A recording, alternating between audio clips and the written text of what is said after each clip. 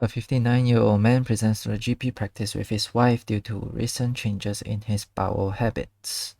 He reports that his stools have become very loose. He also mentions that he is losing some hair, and on examination, the doctor notes numerous red rashes on the skin. The man is unable to recall when these rashes first appeared. He is currently taking rifampicin, isoniazid, and pyrazinamide for a recent tuberculosis infection. RIPE, something like that. Which of the following conditions is this man suffering from? What causes changes in bowel habits? Rashes. Causes loose stools and rashes and hair loss. Loose stools, rashes, hair loss.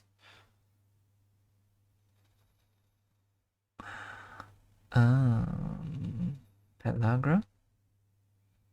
The 4 Ds: diarrhea, dermatitis, dementia, and death.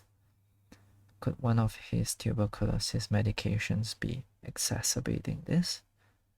This one blocks, one of them blocks vitamin B6 absorption, I think. But pellagra is vitamin B3 deficiency. Anyway, it sounds a lot like pellagra. Let's look at the other options. Pancreatitis, usually they have very bad abdominal pain. It's quite acute as well. There's no abdominal pain in this case. Primary biliary cholangitis, PBC, is an autoimmune disease. Wouldn't cause hair loss or skin changes, I guess. Paget's disease, I don't know what this refers to. That's Paget disease of the breast or bone or skin.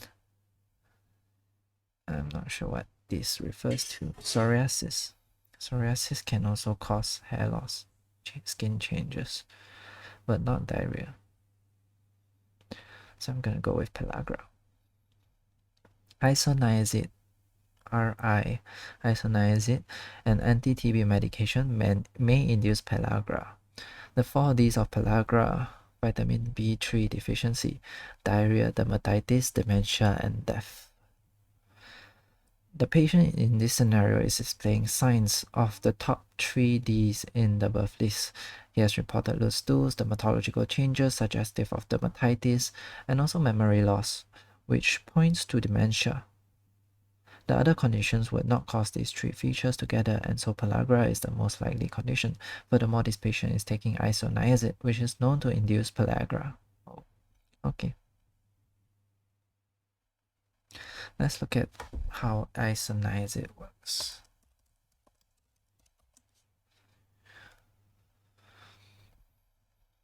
Isoniazid is for pulmonary TB. No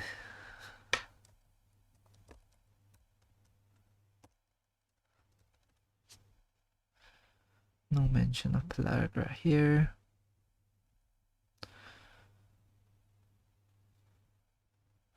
GI disorders,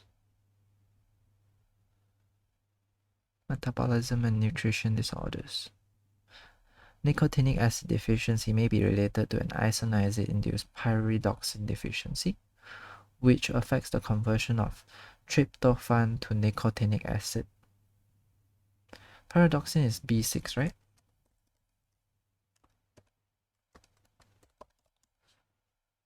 Pyridoxine is vitamin B6. So vitamin B6 converts, vitamin B6 converts tryptophan to nicotinic acid. So vitamin B6 is responsible for vitamin B3 in the body. Conversion of tryptophan to vitamin B3 in the body. So if you lack vitamin B6, you'll lack vitamin B3 as well. Isoniazid has no significant antibacterial action against any microorganisms except the mycobacteria against Mycobacterium tuberculosis. It is bacteriostatic in extremely low concentrations.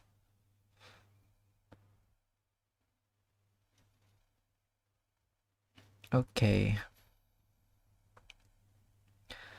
Next question. You are seeing a baby boy and his mother for his 8-week postnatal check. You complete the physical examination, which is normal. After finishing the review, you discuss whether the mother has booked the child in for his first set of immunizations. She says that she's worried as she has heard about outbreaks of measles throughout the country and wants to know when he first gets his vaccine. What is the first dose of the MMR vaccine given? When is it given? When is the first dose given routinely? If I remember correctly, it's 3 months. It's a memory thing, so let's just learn from mistake. 12 to 13 months, not 3 months. Okay. The MMR vaccine is given first at 12 to 13 months. The MMR vaccine is given routinely at 12 to 13 months of age and then again at 3 to 4 years in the preschool booster. The correct answer is therefore 4, as this is the first time it is given. Immunization schedule. The current UK immunization schedule is as follows. So at birth, you can get a BCG. This is for tuberculosis if you have risk factors. At 2 months, the 6-in-1 vaccine, DTaP, diphtheria, tetanus, pertussis, then polio, pertussis is whooping cough, polio, hip, and hepatitis B. You also get oral rotavirus vaccine and the MenB vaccine. At 3 months, why is there a star here? What does the star mean? Meningitis C vaccine. At 3 months. At 3 months, 6-in-1 vaccine again. So 2 months and 3 months, you get the 6-in-1 vaccine and the oral rotavirus vaccine. And you get PCV is what? Pneumocystis. No? PCV. Pneumococcal vaccine.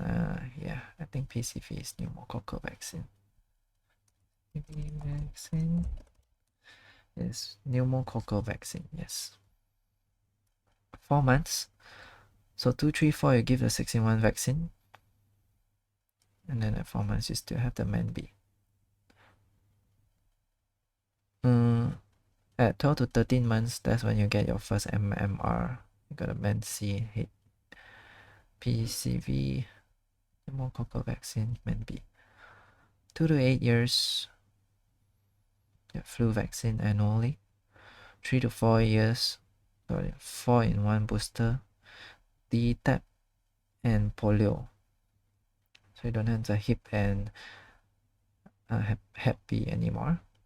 So it becomes the 4-in-1 without the hip and hep B plus MMR. So MMR is at 12 to 13 months and 3 to 4 years. And 12 to 13 years HPV vaccination, especially for females. 13 to 18 years 3-in-1 teenage booster. DTaP, diphtheria, tetanus.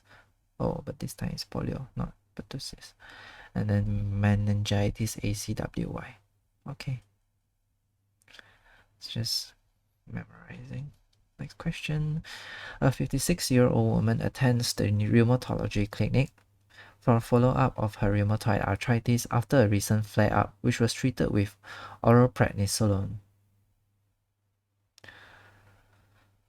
For follow-up of her rheumatoid arthritis after a recent flare-up, which was treated with oral prednisolone. When assessing the patient, a fracture risk assessment tool FRAX score was found to be 11%. What is the most appropriate next step of management in regards to a FRAX score? What's the threshold? Is it 3%, the threshold? There's a risk of a osteoporotic fracture, risk of a fracture, certain type of fracture in the next 10 years, I think. 11% chance. So the prednisone is causing the osteoporosis, which causes the fracs to increase. What's the appropriate next step of management? After the fracs is high, you want to do a DEXA scan, I think. Let's look at other options. Prescribe calcium carbonate with vitamin D3. Add a Cal D3, 1 tablet twice daily orally. That's not very unreasonable. Still possible. Prescribe alendronic acid 50 mg once weekly in the morning orally. I think ideally you would want to start alendronic acid after you do the DEXA scan. Annual review of fracture risk, which means you haven't reached the threshold yet. I'm not sure what's the threshold. I think it's 3%. We'll see. Prescribe raloxifene. I'm not sure what that is. So let's just go for DEXA. Yes. A frac score of 10% or greater. Oh, so the threshold is 10%, not 3%. Warrants a DEXA scan. A frac score of 10% or greater is considered to indicate a high risk of suffering a fragility fracture. So the term is fragility fracture, where you can have a fracture from a fall, which is from the height, from normal height and below. I'm not sure how to phrase it. Anyway, from your own height and below. So you fall from standing height. Standing height and below. So if you're standing on a stool and you fall and you fracture, that's not a fragility fracture. But if you're standing on the ground and you fall to the ground and you fracture, that's a fragility fracture. Or you're squatting, that's lower than your standing height. When you fall and you fracture, that's a fragility fracture. This value is considered to be the threshold of arranging a DEXA scan for both genders. However, clinical judgment should be taken into consideration for further investigation for patients with values of less than 10%. Osteoporosis assessing risk. We worry about osteoporosis because of the increased risk of fragility fractures. So how do we assess which patients are at risk and need further investigation? NICE guidelines 2012 has the following guidelines. They advise that all women aged more than 65, all men aged more than 75 should be assessed. Younger patients should be assessed in the presence of risk factors such as previous fragility fracture, current use of frequent reuse of oral systemic glucocorticoid, history of falls, family history of hip fracture, other causes of secondary osteoporosis, low BMI, smoking, alcohol intake of more than 14 units per week. Methods. NICE recommend using clinical prediction tools such as FRAX or Q-fracture to assess a patient's 10-year risk of developing a fracture. This is analogous to the cardiovascular risk tools such as Q-risk. FRAX estimates the 10-year risk of fragility fracture, valid for patients aged 40 to 90 years, based on international data, so use not limited to UK patients. Assessing the following factors: age, sex, weight, height, previous fracture, parental fracture, current smoking, glucocorticoids, rheumatoid arthritis, secondary osteoporosis, alcohol intake. Bone mineral density is optional, but clearly improves the accuracy of the results. NICE recommend arranging DEXA scan if FRAX shows an intermediate result. What's an intermediate result? Is it 10? Let's just search NICE so we know.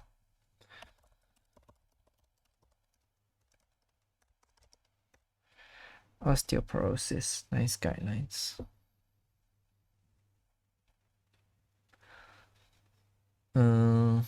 Osteoporosis overview.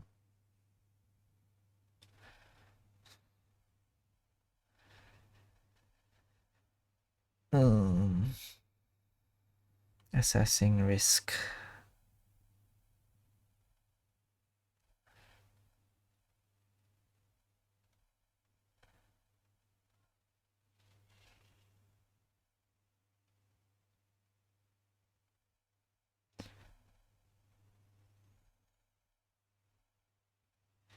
Is when to assess. Estimating absolute risk.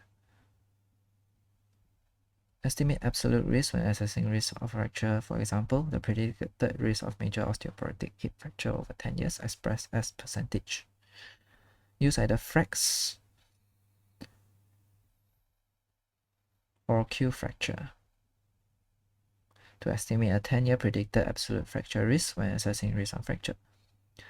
Above the upper age limits defined by the tools, consider people to be at high risk.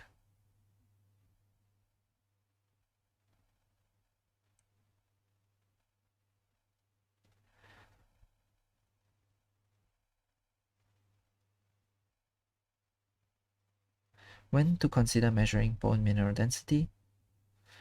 Following risk assessment with Frax or Q fracture, consider measuring bone mineral density with DEXA. In the region of an intervention threshold. The level of risk at which an intervention is recommended, people whose risk is in the region from just below to just above the threshold may be reclassified if bone mineral density is added to assessment.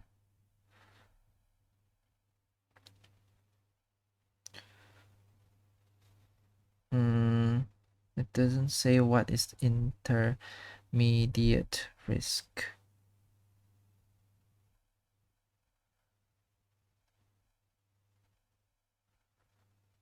What's about the scope? It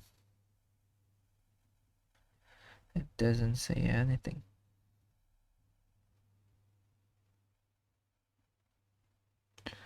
Back to overview. Treating, preventing, secondary prevention, primary prevention. We'll just follow what Passmedicine says. If it's more than 10%, then we do a DEXA. High risk.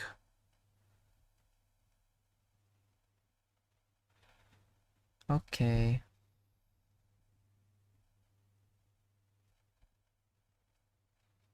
Next question. You are working on rotation in a sexual health clinic. A 24-year-old male presents with mucopurulent urethral discharge and dysuria. He provides samples for investigations. You suspect a diagnosis of chlamydia. Which of the following laboratory techniques would commonly be used to confirm this diagnosis? What tests for chlamydia? Direct light microscopy, gram staining, nucleic acid amplification testing, culture and sensitivity, lens field grouping. All sounds quite alien to me. But this sounds the coolest. Oh. Nucleic acid amplification tests, NAAT, are the investigation of choice for chlamydia. If a patient is suspected to have chlamydia, the investigation of choice would be to send samples for nucleic acid amplification tests, NAAT. These can be sent either via swabs or first catch urine. Direct culture is no longer routinely used in the diagnosis of chlamydia. Lens field grouping is a technique in the organization of streptococci. Gram staining is used to classify bacteria into two distinct groups, gram-positive and gram-negative. This relates to the uptake of stains based around the makeup of the bacterial cell walls. On its own, gram staining would not be sufficient to identify a bacteria. Chlamydia is a gram-negative bacterium. Light microscopy is simply viewing a sample under a microscope, and again, in this scenario, would not be able to efficiently provide a diagnosis. Chlamydia. Chlamydia is the most prevalent sexually transmitted infection in the UK and is caused by Chlamydia trachomatis, an obligate intracellular pathogen. Approximately 1 in 10 young women in the UK have chlamydia. The incubation period is around 7 to 21 days. Although it should be remembered, a large percentage of cases are asymptomatic. Features. Asymptomatic in around 70% of women and 50% of men. Women, cervicitis, discharge, bleeding, dysuria. Men, urethral discharge and dysuria. Potential complications. Epididymitis, pelvic inflammatory disease, endometritis, increased incidence of ectopic pregnancies, infertility, reactive arthritis, perihepatitis, Fitzhugh-Curtis syndrome. Investigation. Traditional cell culture is no longer widely used. Nucleic acid amplification tests, NAATs, are now the investigation of choice. Urine, first void urine sample, vaginal swab, or cervical swab may be tested using the NAAT technique. For women, the vulvovaginal swab is first line. For men, the urine test is first line. Chlamydia testing should be carried out 2 weeks after a possible exposure. Screening. In England, the National Chlamydia Screening Program is open to all men and women aged 15 to 24 years. The 2009 guidelines support this approach, suggesting screening all sexually active patients aged 15 to 24 years. Relies heavily on opportunistic testing. Management with doxycycline 7-day course if first line. It is now preferred to azithromycin due to concerns about Mycoplasma genitalium. This infection is often coexistent in patients with chlamydia, and there is evidence of rising levels of macrolide resistance, hence why doxycycline is preferred. So I'm assuming azithromycin is the macrolide here. Let's just confirm. EMC, Electronic Medicines Compendium. Azithromycin. Mechanism of action or pharmacodynamics. Side effects. Overdose. Pharmacodynamic properties. Macrolides. Yes. 50S ribosomal subunit. It's a macrolide. Okay.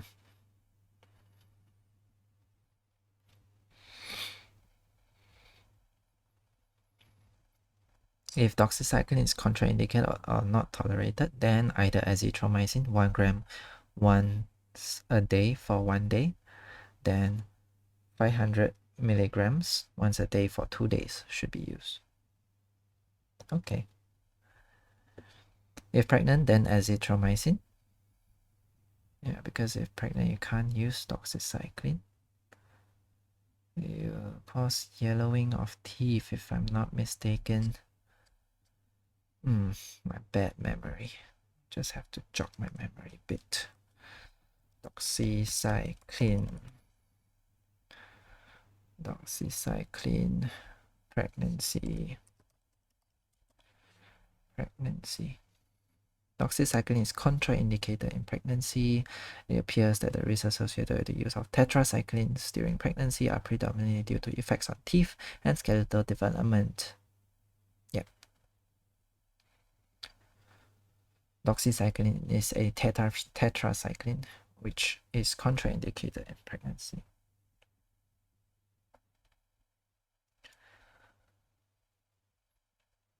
Patients diagnosed with chlamydia should be offered a choice of provider for initial partner notification. Either trained practice nurses with support from GUM or referral to GUM, genitourinary medicine. For men with urethral symptoms, all contacts since and in the 4 weeks prior to the onset of symptoms. For women and asymptomatic men, all partners from the last 6 months. These are all contact tracing stuff. Itchy nose. Next question. A 60-year-old male presents to his GP with a 1-week history of purulent sputum. 1 week. Cough and shortness of breath. His past medical history includes G6pd Deficiency, COPD, and gallstones. A sputum sample returns from the lab positive for Streptococcus pneumoniae. Which group of drugs might have a serious adverse effect on this patient? I think it's the G6pd, you need to watch out for sulfur containing drugs, I think. This tetracyclines can't be used in pregnancy. Penicillins are relatively commonly used, should be safe other than those who are allergic to it. Cephalosporins are used quite commonly for meningitis and such. Macrolides, we just saw one of the macrolides are azithromycin, should be quite safe, I think. Tetracycline, yes. I'm gonna guess sulfur containing drugs. G6pd deficiency, drugs, sulfonamides, sulfasalazine, sulfonylureas can trigger hemolysis. Penicillin, cephalosporin, macrolides, and tetracyclines are thought to be safe for use in G6pd deficiency. Sulfur-containing drugs, including sulfonamides, sulfasalazine, and sulfonylureas, may trigger hemolysis in patients with G6pd deficiency. Why though? Let's just search for one of them. Sulfonylurea. What is this? The diabetes drug.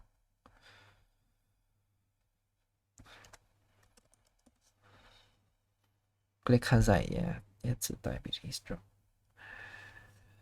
G6pd. Treatment of patients with G6pd deficiency with sulfonylurea agents can lead to hemolytic anemia. Since glycoside belongs to the class of sulfonylurea agents, caution should be used in patients with G6pd deficiency, and a non-sulfonylurea alternative should be considered. It just says that sulfur drugs causes hemolysis. Okay, just remember that sulfur causes hemolysis in G6pd sometimes, so you gotta try and consider other drugs first.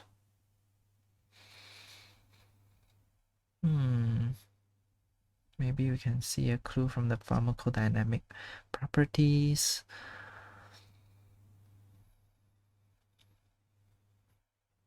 Reduces blood glucose levels, stimulating insulin secretion. Hemovascular properties. Probably it's just the shape of the molecule that might puncture the red blood cell in G6pd or something. What is G6pd actually? Is there a YouTube video? G6pd deficiency. I was hoping there's an osmosis video or something. Here, there are some notes here. Is there an osmosis video? Yes. Let's have a look. I'm looking for this anyway. Learning medicine is hard work. Glucose Practice. Glucose 6-phosphate dehydrogenase deficiency, or G6pd deficiency, is a genetic disorder characterized by decreased levels of glucose 6-phosphate dehydrogenase, which leads to the destruction of red blood cells. Now, normally, as part of the metabolic process, our body produces free radicals like hydrogen peroxide or H2O2. Free radicals can damage the cells in many ways, including destroying the DNA, proteins, and the cell membrane. Now, we have a molecule in our body called glutathione, which acts as an antioxidant and goes around and neutralizes these free radicals. In order to function, these molecules need to be in the reduced state, where they can donate an electron to the H2O2 and convert them into harmless water and oxygen. However, this causes the glutathione to become oxidized, so before it can get back to work, an enzyme called glutathione reductase will use an NADPH as an electron donor and reduce the oxidized glutathione back into its working state. After giving up its electron, the NADPH will become NADP+. So to replenish the supply of NADPH, we have the glucose 6-phosphate dehydrogenase enzyme, or G6pd, which reduces NADP+ back to NADPH by oxidizing a glucose 6-phosphate. Glucose 6-phosphate is a metabolite of glucose, so we usually have a ready supply of this molecule as long as we're not starving. Now, G6pd deficiency is caused by mutations on the G6pd gene, which is found on the X chromosome, and thus is an X-linked recessive genetic condition, and almost exclusively manifests as a disease in men, since they have one X and one Y chromosome. So if the one and only chromosome has a mutation, then they have the disorder. Women, on the other hand, have two X chromosomes, so those with an X chromosome that has a mutation still has another X chromosome with a normal copy of the gene, and thus females are usually carriers and only transmit the disease to their sons. The G6pd mutations can cause defective G6pd enzymes to be produced, and these have a shorter half-life, meaning they don't last as long as the normal enzymes. There are two common types of G6pd deficiency, a Mediterranean and an African variant. The Mediterranean variant is characterized by a more markedly reduced half-life of G6pd. Now, sometimes this can actually be an advantage since it provides protection against falciparum malaria. G6pd deficiency makes a parasite-infected erythrocyte more susceptible to dying from oxidants, which means it will also kill the malaria parasites. So, despite the obvious downside to having any of these diseases, they do offer an upside when it comes to warding off a malaria infection. In fact, because malaria has historically circulated in Africa, the genes underlying these diseases are thought to have conferred a natural selection advantage, and therefore became more common in the genetic pool. Okay, so now low levels of G6pd causes low levels of NADPH, leading to low levels of reduced glutathione. Now, G6pd is the only way for red blood cells to get NADPH, so they are especially susceptible to damage caused by free radicals. When these build up, it causes the cell membrane to become unstable, causing their lysis or hemolysis. Free radicals can also directly damage hemoglobin molecules, which are the oxygen-carrying proteins in red blood cells. These damaged proteins precipitate inside the cell and are called Heinz bodies. The spleen macrophages that are responsible for eating up old or abnormal red blood cells notice these Heinz bodies and try to remove them by taking a bite out of the cell, leaving these red blood cells partially devoured, so we call them bite cells. Damage hemoglobin molecules with lysis. Free radicals can also directly damage hemoglobin molecules, which are the oxygen-carrying proteins in red blood cells. These damaged proteins precipitate inside the cell and are called Heinz bodies. The spleen macrophages that are responsible for eating up old or abnormal red blood cells notice these Heinz bodies and try to remove them by taking a bite out of the cell, leaving these red blood cells partially devoured, so we call them bite cells. Now, the good news is that only older red blood cells are at risk for lysis, and the hemolytic episode is self-limited, as hemolysis stops when only younger red blood cells remain. So, when a red blood cell dies, its hemoglobin breaks up into globin and heme. Heme is converted into bilirubin, which is then taken up by the liver cells and eventually secreted out with bile.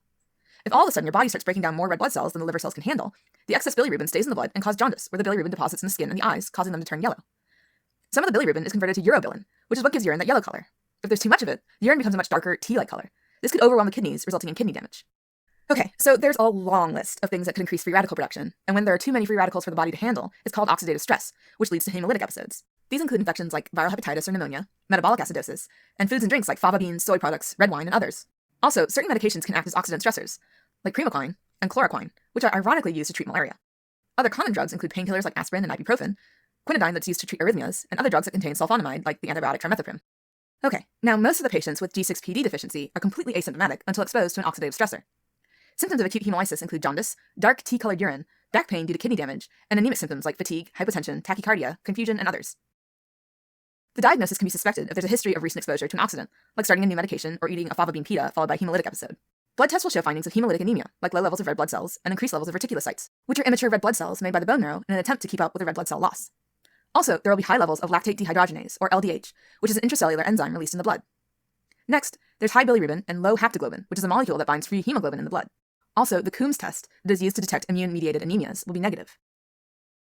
Now, the blood smear will show bite cells and Heinz bodies that are characteristic of G6pd deficiency and can be visualized with a special Heinz stain as dark intracellular inclusions within the red blood cells. But the definitive test for G6pd diagnosis is an enzyme assay to detect the levels of G6pd. Given the high risk of hemolysis, it's important to diagnose G6pd deficiency as early as possible, so newborns in many developed countries are tested a few days after birth. Now, because G6pd deficiency is a genetic condition, there's no known cure other than avoiding known triggers. Treatment during a hemolytic episode include hydration and blood transfusion that might be needed depending on the severity of the hemolysis. Alright, as a quick recap, G6pd deficiency is an X-linked recessive disorder, and it's characterized by low levels of glucose 6-phosphate dehydrogenase. In G6pd deficiency, red blood cells are susceptible to oxidative stress, which results in hemolysis. This is usually in response to certain triggers, like infections, foods like fava beans, and medications like sulfa drugs and antimalarials. Symptoms include jaundice, dark urine, back pain, and anemia. Typical findings on the blood smear are Heinz bodies and bite cells. Diagnosis can be confirmed with an enzyme assay. The mainstay of treatment is to avoid oxidant factors, but a transfusion might be needed if the hemolysis is severe. Thanks for watching. If you're interested... Okay, that's what G6pd is.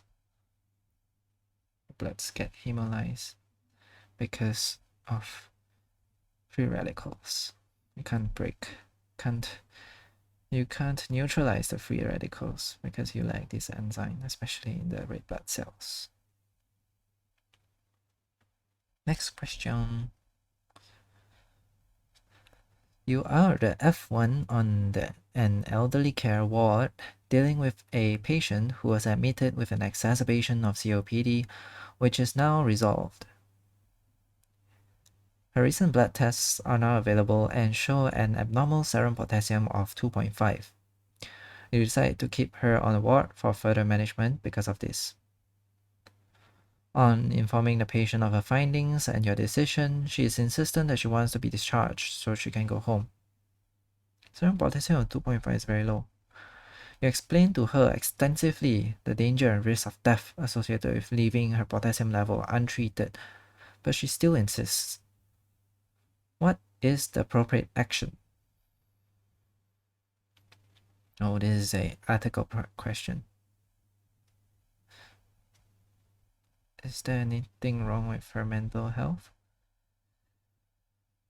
COPD, normal potassium, nothing mentioned about her mental health. Ask her to repeat the information you have given to her to show she understands and facilitate her discharge against medical advice. Yeah, I think this is the answer. Let's look at other options. Tell her you are obliged to stop her from leaving and hurting herself in the process. Not really. That's the principle of autonomy, where she can decide what happens to her own body. Detain her under the Mental Health Act. She seems to... just says she's elderly. Doesn't say that she can't think properly. Bleep psychiatry and ask them to detain her under the Mental Health Act. Would serum potassium of 2.5 cause any confusion in people? Not that I know of. Call her family, explain the situation, and ask them to persuade her to stay. I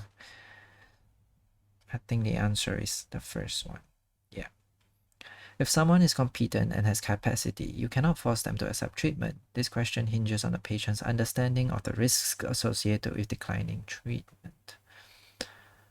It is not acceptable to detain someone under the Mental Health Act because they decline medical treatment. It's not acceptable to breach confidentiality because patient declines treatment. You cannot lie to a patient because they are making a choice you do not agree with. Lying? There's no lying here. Oh, this one, is it? Okay, next question. A 24-year-old woman weighing 70 kg is brought to the emergency department with burns covering 25% of her body surface area. Burns covering 25%. Using the Parkland formula. I don't know that formula. Calculate the volume of Hartmann's solution that is recommended to be given in the first 8 hours after the burn. Oh, I don't know the formula, so I just guess that 25% of body surface area. Let's just give arbitrary random value. So 70 kg human being has about 5 liters of intravascular space. You want to replenish that intravascular space with 25% of body surface area. Has nothing to do with intravascular space though. 25% of her body surface area. Bye. 25%. 你不用等回来啊，你可以先吃。Okay. 他说2小碗，其实蛮多的，满满的。Okay.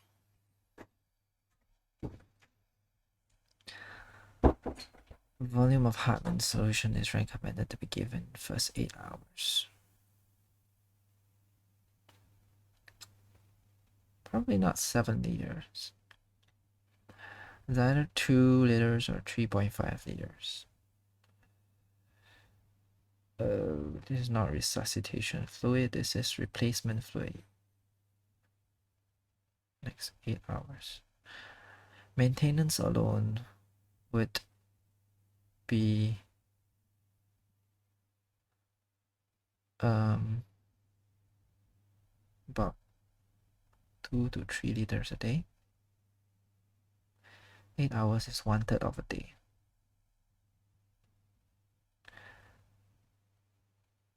So about 1 liter maintenance. How much to replace?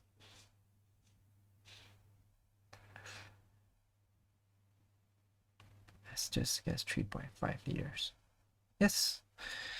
Okay, the Parkland formula is used to calculate the amount of fluid given to amount of fluid to give in the first 24 hours after burns, with half being given in the first 8 hours. So Here's the formula: 4 ml multiplied by total body surface area multiplied by the weight.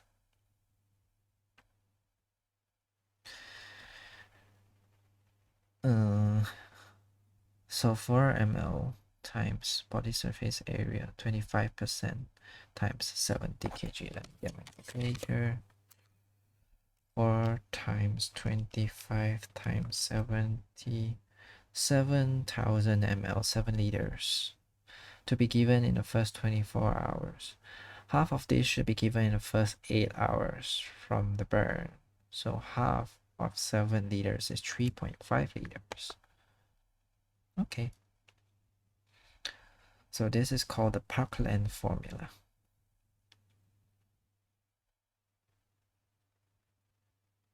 Crystalloid only. Hartmann solution with gas lactate. Let's see, fluid resuscitation or burns. Indication: more than 15% total body surface area burns in adults, or more than 10% in children. The main aim of resuscitation, is resuscitation, not replacement, is to prevent the burn deepening.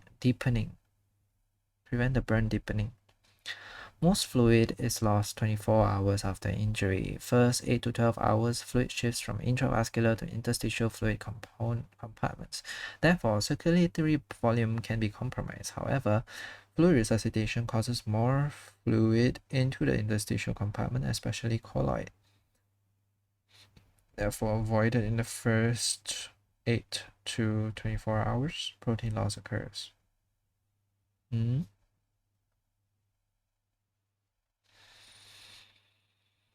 Fluid resuscitation formula.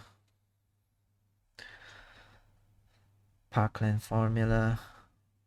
4 ml times percentage times body weight. 50% 8 hours, 50% next 16 hours. Resuscitation endpoint: urine output of 0.5 to 1 milliliters per kg per hour in adults. Points to note: starting point of resuscitation is time of injury. Deduct fluids already given. After 24 hours, colloid infusion is begun at a rate of 0.5 ml times the total burn surface area times body weight. Maintenance crystalloid, usually dextrosaline, is continued at a rate of 1.5 ml per times burn area times body weight. Colloids used include albumin and fresh frozen plasma.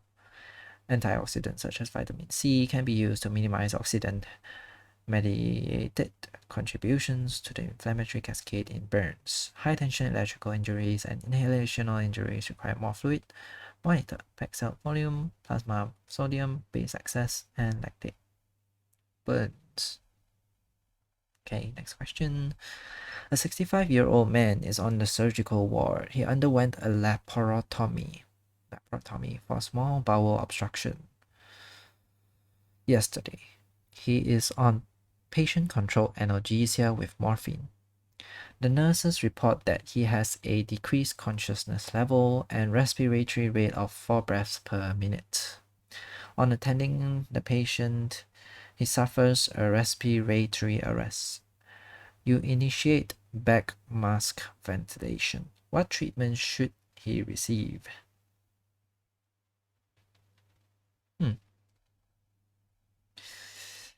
Decreased consciousness level, respiratory, 4 breaths per minute. Okay, so possibly morphine overdose, but usually the patient control analgesia, there's a limit to how much they can press.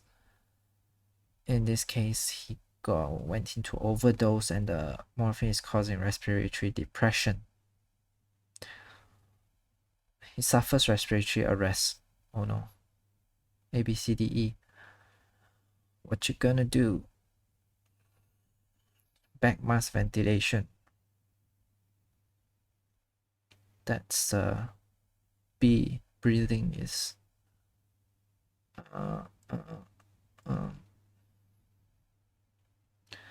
is that cardiovascular arrest? Do we need to defib? Nah, didn't mention anything about cardiovascular arrest. You stop. Does your heart stop beating when you stop breathing?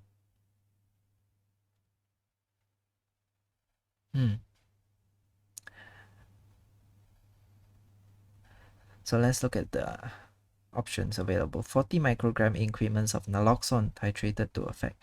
Ah, yes, you want to reverse the morphine toxicity, right? But first things first, you need to do A, B, C, D, E. A, you need to make sure he has airway. It's patent. Back mask ventilation, does it mean his airway is patent? Is he getting enough oxygen in the lungs? Is his lungs being ventilated or not? No information here. 300 micrograms of flumazenil. I think this is the wrong antidote. Flumazenil is for benzodiazepines, I believe. Defibrillation.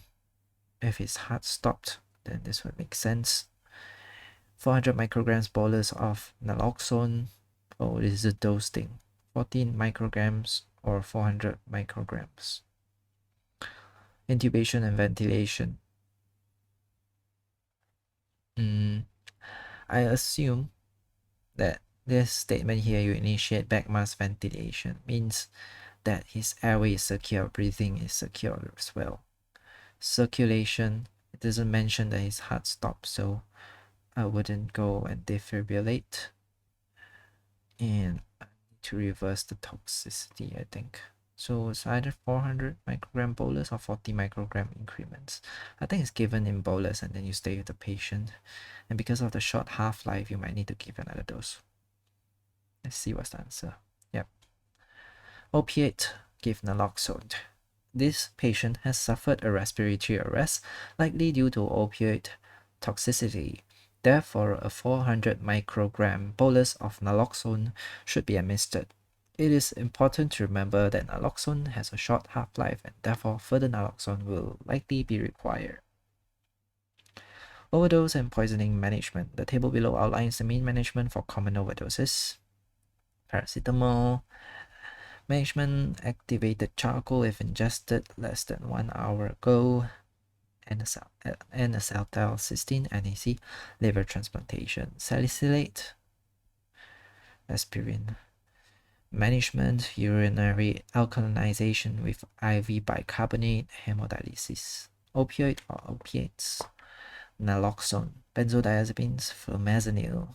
Majority of overdoses are managed with supportive care only due to the risk of seizures with flumazenil. It is generally only used with severe or iatrogenic overdoses. Tricyclic antidepressants management: IV bicarbonate may reduce the risk of seizures and arrhythmias and severe toxicity. Arrhythmias class 1A, for example, quinidine, and class 1C antiarrhythmics, for example, flecainide, are contraindicated as they prolong depolarization. Class 3 drugs such as amiodarone should also be avoided as they prolong the QT interval. Response to lignocaine is variable, and it should be emphasized that correction of acidosis is the first line in management of tricyclic-induced arrhythmias. Got silent my phone to focus here. Okay. Dialysis is ineffective in removing tricyclics. Lithium, warfarin, heparin. What's a protamine sulfate? Beta blockers, ethylene glycol, organophosphate.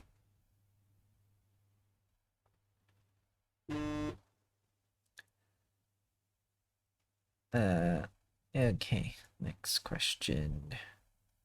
A 65-year-old man with type 2 diabetes attends his annual diabetic review. His blood glucose control has been very poor, and he is about to be started on insulin. Which of the following should be given to this man when he receives his insulin? You need to give him something that can reverse hypoglycemia, right? You don't give him orange juice. Glucagon kit is reasonable. Sweets, you can get it yourself. Freezer box stores insulin. People have refrigerators at home. Diabetic insoles, nothing to do with insulin. Glucagon kit. Every person treated with insulin should have a glucagon kit for emergencies. This question is asking about the use of insulin in patients according to NICE. In addition to correct insulin preparation, people with type 2 diabetes who are on insulin treatment will also require glucose and/or glucagon kit for treating hypoglycemia. The orange juice or sweets are other options that will act as a sugary snack in the event of a hypo. However, they will not need to be provided by the GP or pharmacy. A freezer box is to help store the insulin. It's not necessary as insulin is stored in a normal fridge and not in a freezer. All patients on insulin do not necessarily require diabetic insoles. Only patients with confirmed diabetic foot disease should be referred for orthotics. Okay, next question.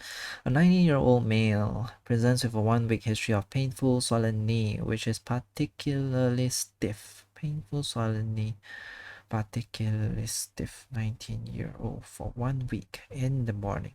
He has had pain when urinating for 3 weeks. Oh, is this the reactive arthritis? He has dysuria for 3 weeks, and this morning he has noticed his eyes are red and painful. Can't see, can't pee, can't climb a tree. See that? The eyes are red and painful, can't see. Can't pee. Dysuria, can't climb a tree. Painful stiff joints. Apart from well-controlled asthma, he has no medical conditions. Reluctantly, he tells you that he had unprotected sexual intercourse 4 weeks ago and he has not been tested for a sexually transmitted infection. What is the most likely diagnosis? Reactive arthritis. What infection causes reactive arthritis?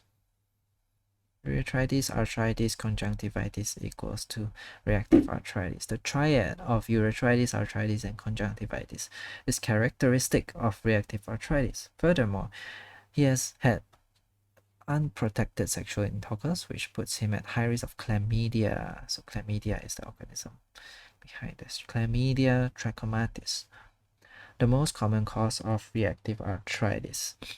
Ankylosing spondylitis typically causes back pain and can be associated with iritis or uveitis. It does not cause urethritis. Disseminated gonococcal disease causes triad tenosynovitis, migratory polyarthritis, and dermatitis. Oh, it's another triad. Tenosynovitis.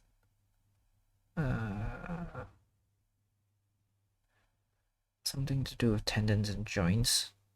Inflammation of the tendons and joints. Migratory polyarthritis.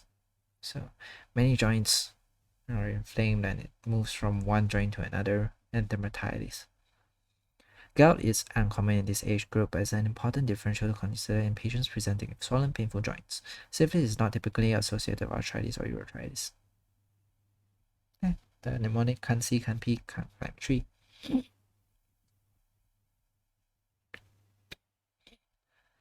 Reactive arthritis. Reactive arthritis is one of the HLA-B27 associated seronegative spondyloarthropathies. It encompasses what was formerly called Reiter's syndrome, a term which described a classic triad of urethritis, conjunctivitis, and arthritis following a dysenteric illness during the Second World War. Later studies identified patients who developed symptoms following a sexually transmitted infection, post-STI, now sometimes referred to as sexually acquired reactive arthritis, SARA. Reactive arthritis is defined as an arthritis that develops following an infection where the organism cannot be recovered from the joint.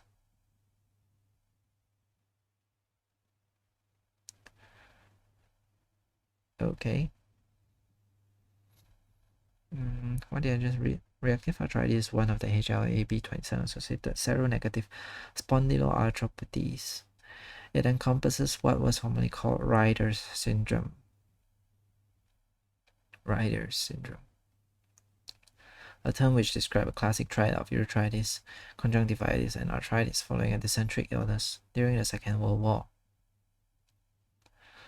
Later, studies identified patients who developed symptoms following a sexually transmitted infection, post-STI, now sometimes referred to as sexually acquired reactive arthritis. Epidemiology post-STI from much more common in men. Post-dysenteric form equals sex incidence.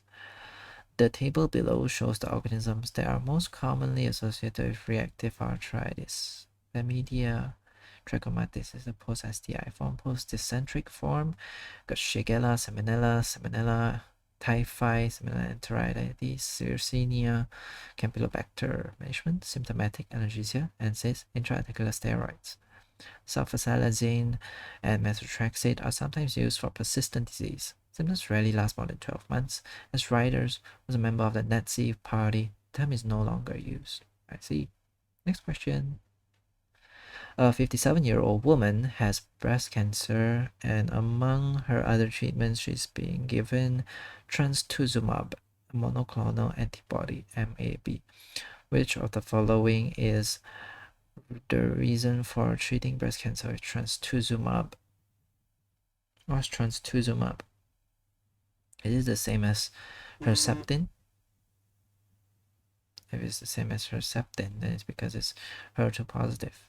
If it's ER positive, estrogen receptor positive, you would give, what would you give? Tamoxifen, I think. Radiotherapy is contraindicated. I don't think so. It's not related. She is postmenopausal. It's nothing to do with that. Tumor stage 3 or above. I think the answer is HER2 positive. Yep. HER2 positive women can be given Herceptin, also known as trastuzumab. Only women who are HER2 positive can be given Herceptin, trastuzumab. ER positive women can be given tamoxifen or aromatase inhibitors, depending on their menopausal status. Breast cancer management. Let's just go through it. Breast cancer management. The management of breast cancer depends on the staging, tumor type, and patient background. It may involve any of the following: surgery, radiotherapy, hormone therapy, biological therapy, chemotherapy. Surgery. The vast majority of patients who have breast cancer diagnosed will be offered surgery. An exception may be very frail elderly lady with metastatic disease who may be better managed with hormonal therapy. Prior to surgery, the presence or absence of axillary or lymphadenopathy determines management. Women with no palpable axillary lymphadenopathy at presentation should have a preoperative axillary ultrasound before their primary surgery. If positive, then they should have sentinel node biopsy to assess the nodal burden.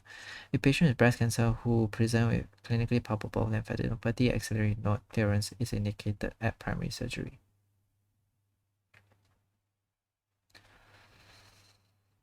This may lead to arm lymphedema and functional arm impairment.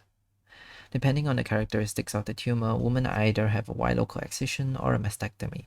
Around 2/3 of tumors can be removed with a wide local excision. The table below lists some of the factors determining which operation is offered.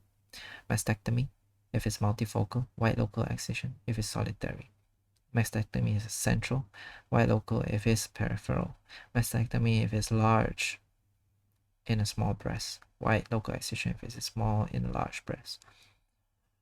Mastectomy if ductal carcinoma in situ but more than 4 cm. Wide local excision if ductal carcinoma in situ but less than 4 cm. Women should be offered breast reconstruction to achieve a cosmetically suitable result, regardless of the type of operation they have. For women who have had a mastectomy, this may be done at the initial operation or at a later date. Radiotherapy. Whole breast radiotherapy is recommended after a woman has had a wide local excision, as this may reduce the risk of recurrence by around 2/3. For women who have had a mastectomy, radiotherapy is offered for T3 to T4 tumors, as for those with 4 or more positive axillary nodes. Hormonal therapy, adjuvant hormonal therapy is often, so adjuvant is after your surgery, I think. Yeah. Neoadjuvant is before surgery. Adjuvant hormonal therapy is offered if tumors are positive for hormone receptors. Hormone receptors. For many years, this was done using tamoxifen for 5 years after diagnosis. Tamoxifen is still used in pre- and perimenopausal women. In postmenopausal women, aromatase inhibitors such as anastrozole are used for this purpose. This is important as aromatization accounts for the majority of estrogen production in postmenopausal women, and therefore anastrozole is used for ER-positive breast cancer in this group.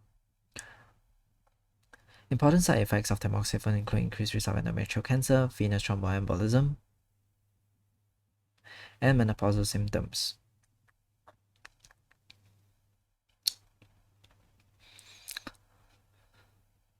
So it blocks estrogen.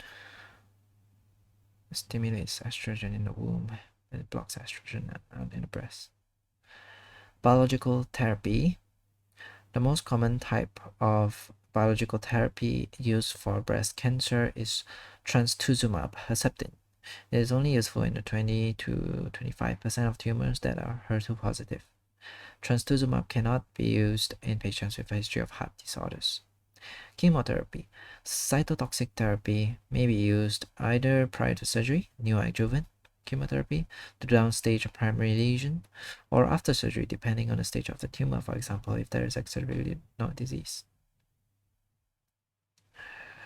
It's a combination of different chemotherapeutic drugs, which I don't know. Fluorouracil, I think. Ethambutol, something. Okay, next question. A 57-year-old gentleman presents to the emergency department complaining of nausea, vomiting, and abdominal pain. His urine and serum test results show elevated ketone levels. Urine and serum show elevated ketone, and his serum glucose is 3. Low? Is this low? Normal is 4 to 6, right? And ABG perform and shows the following results. Is acidotic. PO2 is on normal, I think, on the upper limit of normal. PCO2 is not sure what the normal value is. I think this is normal. HCO3 is low. The metabolic acidosis. Which one of the following is most likely to be responsible for these findings? His glucose is low. HHS is caused by very high glucose, I think. DKA, you need to have diabetic ketoacidosis. Diabetic means your glucose is more than 11. Is 3. Probably not. Alcoholic ketoacidosis. Possible. But I've not heard of it. Diabetic hypoglycemic episode. Would that cause acidosis though? Gastroenteritis. Gastroenteritis. I'm just gonna go, because his blood glucose is low, I'm gonna rule out these two. I might be wrong. I'm gonna rule out these two. Hypoglycemic episode.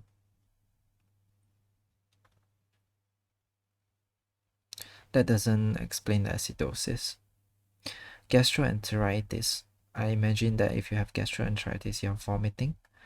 And you vomit out acid, so you'll be alkalotic, not acidotic. So I'm gonna go for alcoholic ketoacidosis. Yes. So the answer is alcoholic ketoacidosis. Metabolic ketoacidosis with normal or low glucose, think alcohol. This gentleman is suffering a metabolic ketoacidosis with partial respiratory compensation. Diabetic or alcoholic ketoacidosis could cause this. However, serum glucose of 3 makes diabetic ketoacidosis unlikely to be the cause. Hence, this patient is likely to be suffering from alcoholic ketoacidosis. A hyper or smaller hyperglycemic state will present with raised serum glucose and normal ketone levels. A diabetic hypoglycemic episode will not usually present with a raised ketone level or metabolic acidosis. Gastroenteritis may present with electrolyte disturbances and in some cases, a metabolic acidosis. However, serum ketone levels would not usually be elevated. I didn't know you can present with acidosis in gastroenteritis.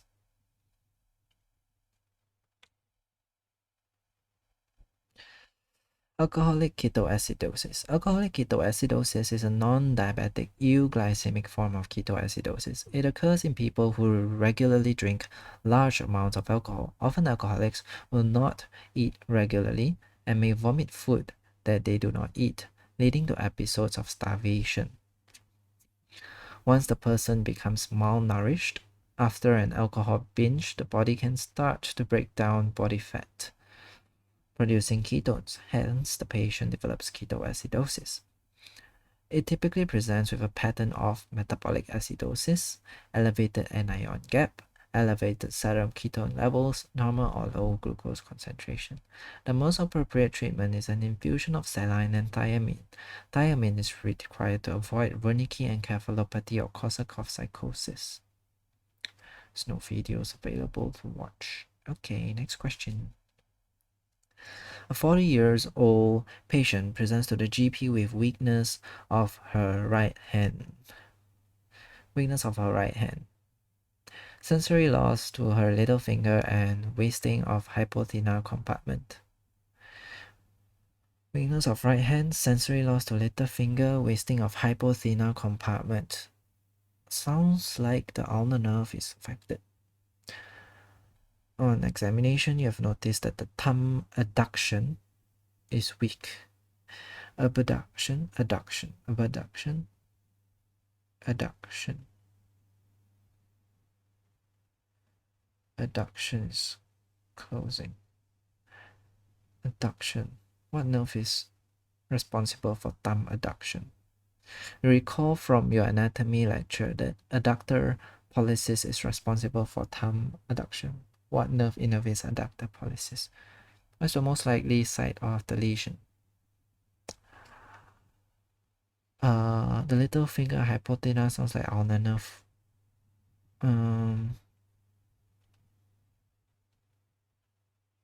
Muscular cutaneous nerve is a sensory nerve, so that's out. Median nerve,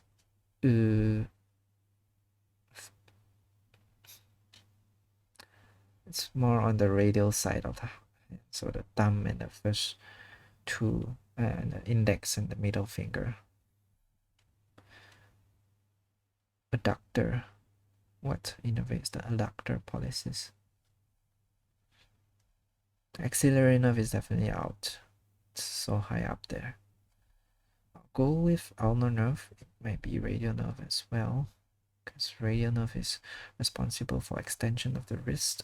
Is it responsible for adduction of the thumb?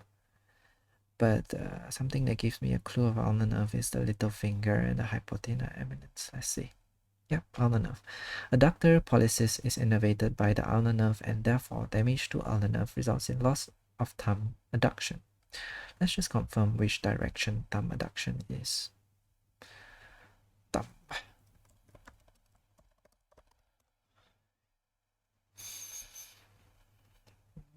This one. So abduction, adduction. All right.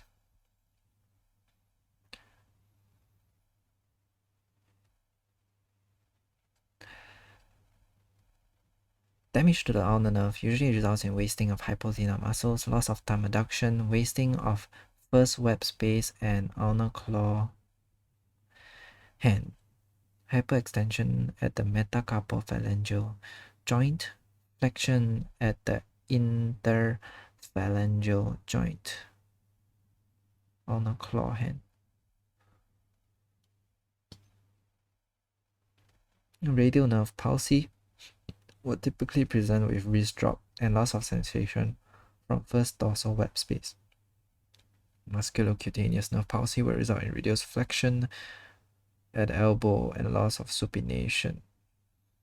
Oh, it actually has motor components. Reduced flexion at elbow and loss of supination. Median nerve innervates thinner muscles and provides sensory innervation to lateral 3.5 digits. Median nerve compression results in carpal tunnel syndrome. Axillary nerve palsy will result in the wastage of deltoid muscles and loss of sensation from the badge area. Ulnar nerve rises from CAT1, motor to medial two lumbricals, adductor pollicis, interossi, hypothenar muscles, abductor digiti minimi, abductor digiti minimi, flexor digiti minimi, flexor carpi ulnaris. Sensory to medial 1.5 fingers, palmar and dorsal aspects. Path, branches, patterns of damage. Okay, next question. A 72-year-old man is day 1 post-elective right hip replacement. Day 1 post-elective right hip replacement. He has experienced no acute post-operative complications. No acute post-operative complications. This morning he reports some pain and asks for additional analgesia. His past medical history is significant for heart failure caused by previous myocardial infarction. His NYHA2 in relation to his heart failure. His preoperative blood count, liver function test, and renal profile were all normal. Which of the following analgesia options will be contraindicated in this patient? So probably because of the heart failure, you don't want to give him something. What do you not want to give him? Diclofenac is an NSAID. It's not good for your kidneys. Might not be so good for your heart as well. Naproxen is another NSAID. What's the difference between these two? Which one's stronger? I don't know. Oxycodone is morphine. The stronger morphine. Is it contraindicated in heart failure? I don't think so. Paracetamol is definitely not contraindicated. Tramadol. You know what? I don't know the answer here. I can rule out oxycodone and paracetamol, I think. Tramadol is what I've not heard of. Not being able to use in heart failure. But I might be wrong. Naproxen and diclofenac, which one is worse for the heart?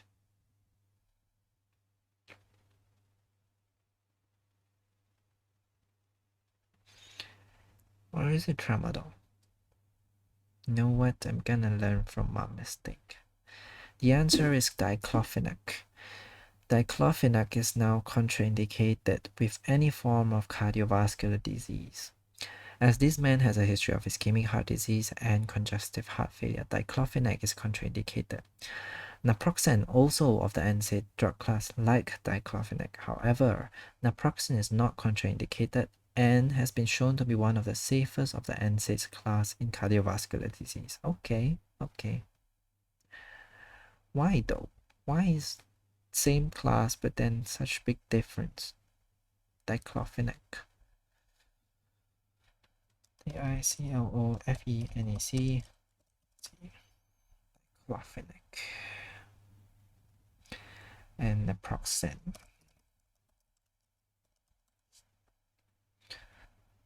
Diclofenac.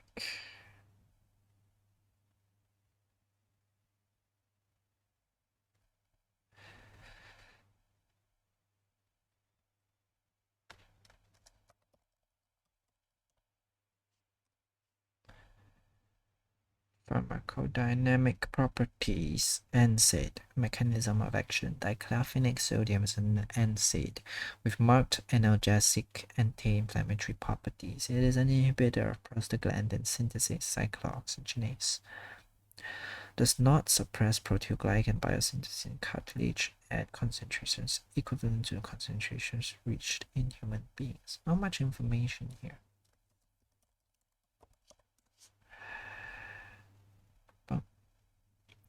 anti-inflammatory and anti-rheumatic products, non-steroids, propionic derivatives, non-steroidal anti-inflammatory agent.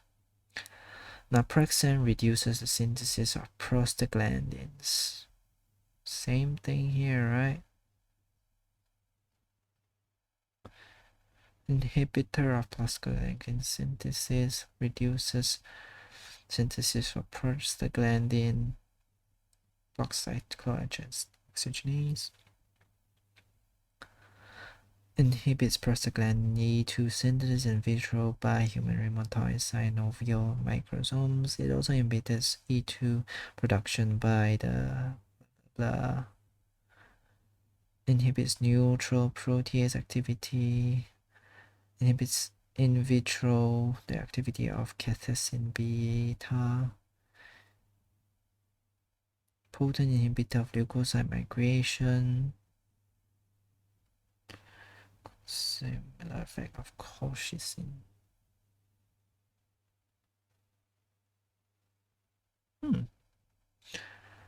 Just remember that diclofenac is worse for the heart.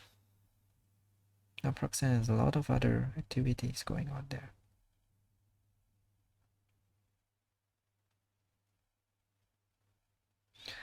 It's also indicated in peripheral arterial disease, cerebrovascular disease, congestive heart failure.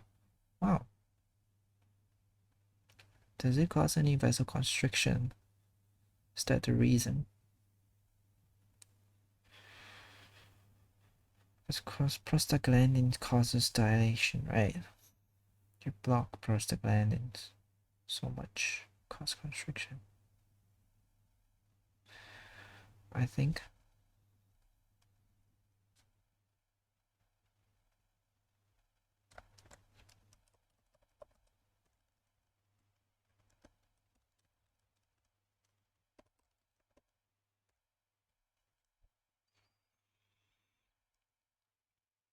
Diuretics and antihypertensive agents.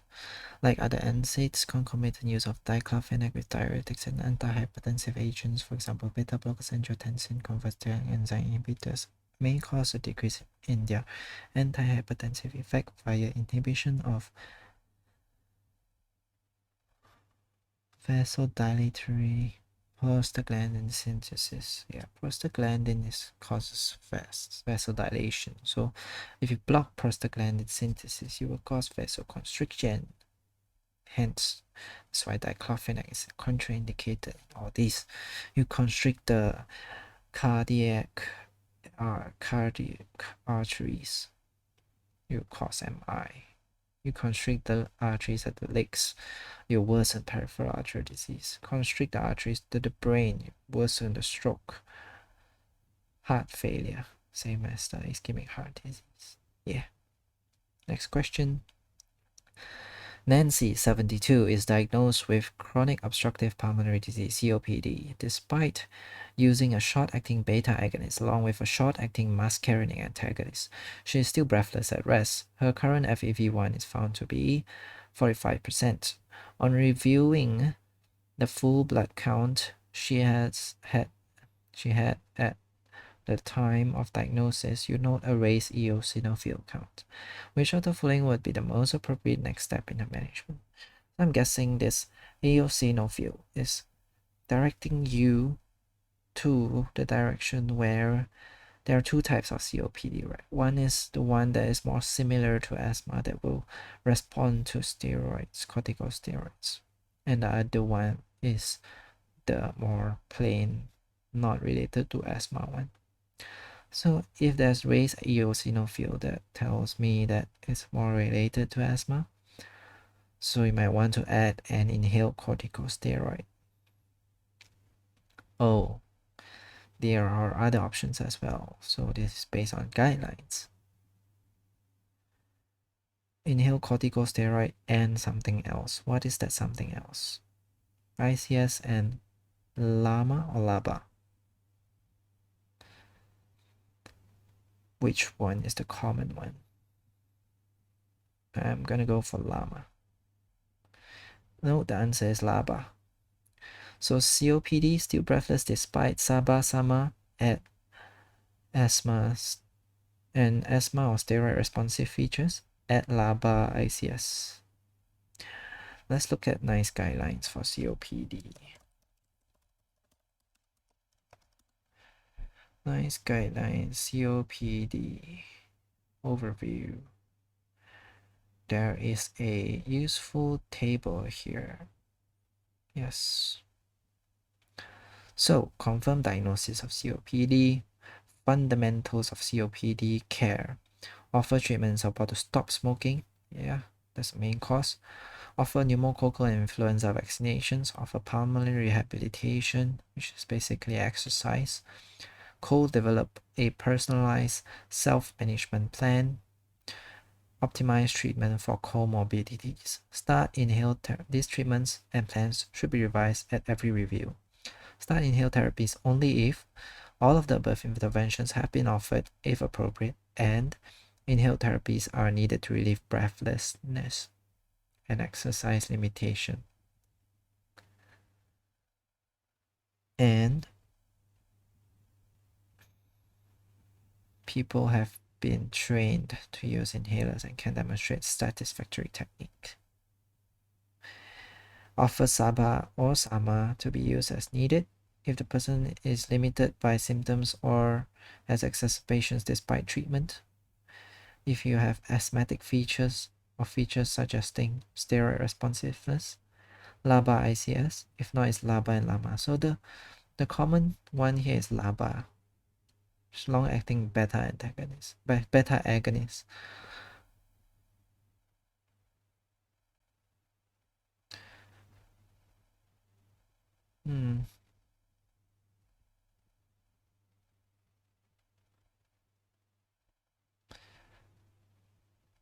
If the person has day-to-day symptoms, then consider 3-month trial of LABA-LAMA ICS. If no improvement, revert back to LABA-LAMA.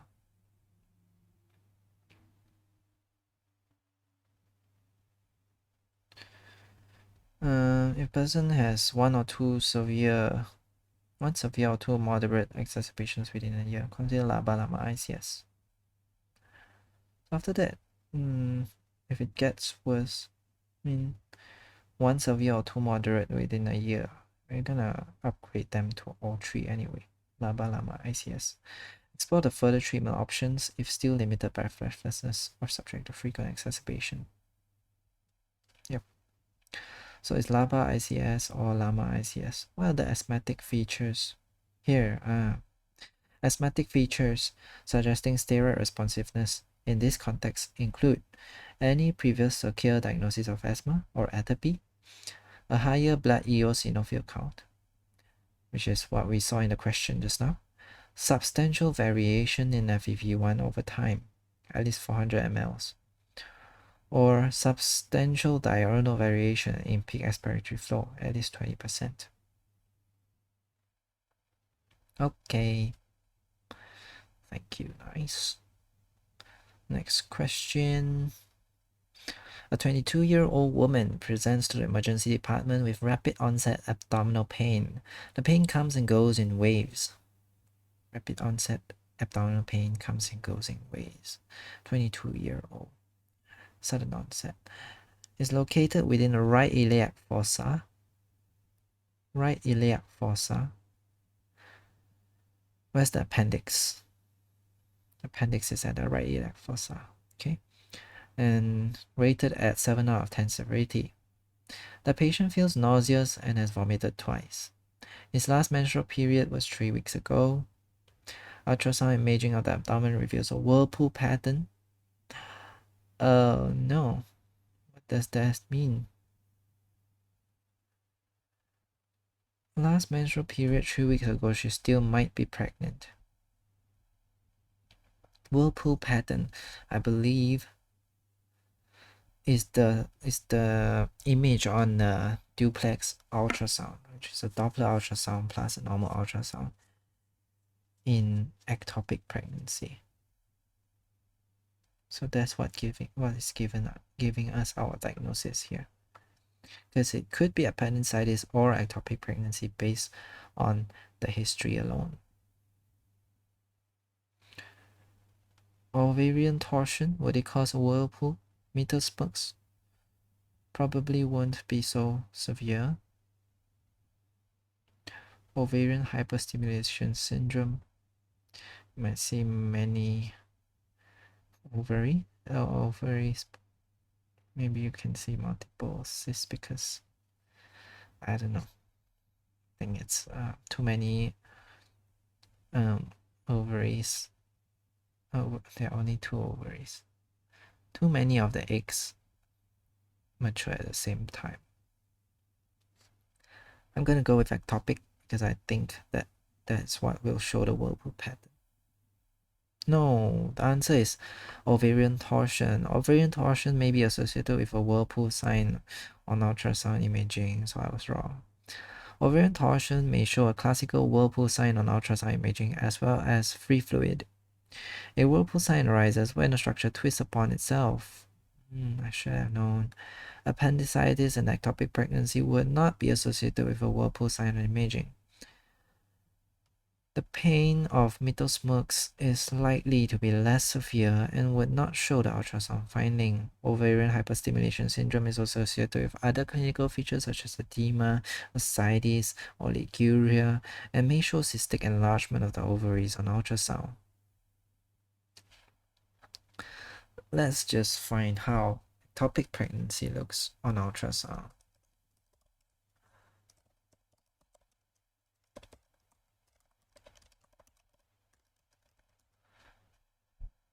Intrauterine findings of an ectopic pregnancy include the normal endometrium, a pseudo-gestational sac, and a trilaminar endometrium.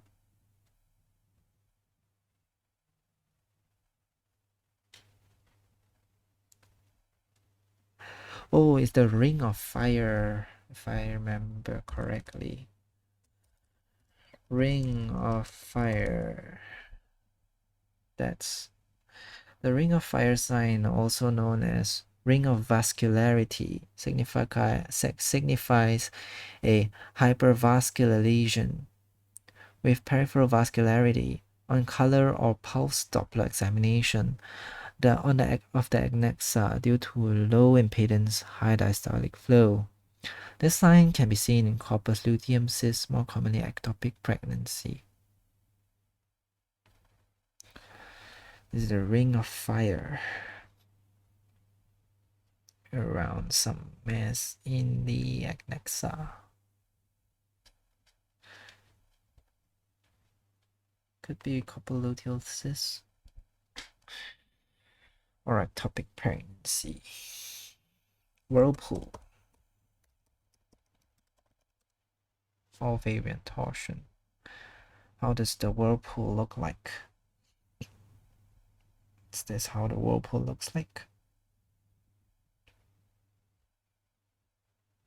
Ooh, what is this?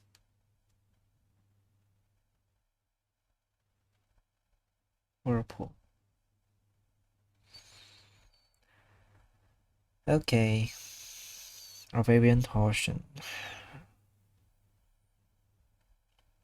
Ovarian torsion may be defined as the partial or complete torsion of the ovary on its supporting ligaments that may in turn compromise the blood supply. If the fallopian tube is also involved, then this is referred to as adnexal torsion. Risk factors: ovarian mass present in about 90% of cases of torsion, being of reproductive age, pregnancy, ovarian hyperstimulation syndrome. Features: usually the sudden onset of deep-seated colicky, abdominal pain, associated with vomiting and distress. Fever may be seen in a minority, possibly secondary to adnexal necrosis. Vaginal examination may reveal adnexal tenderness. Oh, I can't believe I didn't think of ovarian torsion when that was right lower abdominal pain. Yeah. Okay, gotta add that to my list of differentials. Next question. A 54-year-old obese male patient presents to the emergency department with sudden onset severe frontal headache and neck pain, which he describes as unbearable. He has a past medical history of hypertension, aortic regurgitation, secondary to bicuspid valve. Bicuspid valve.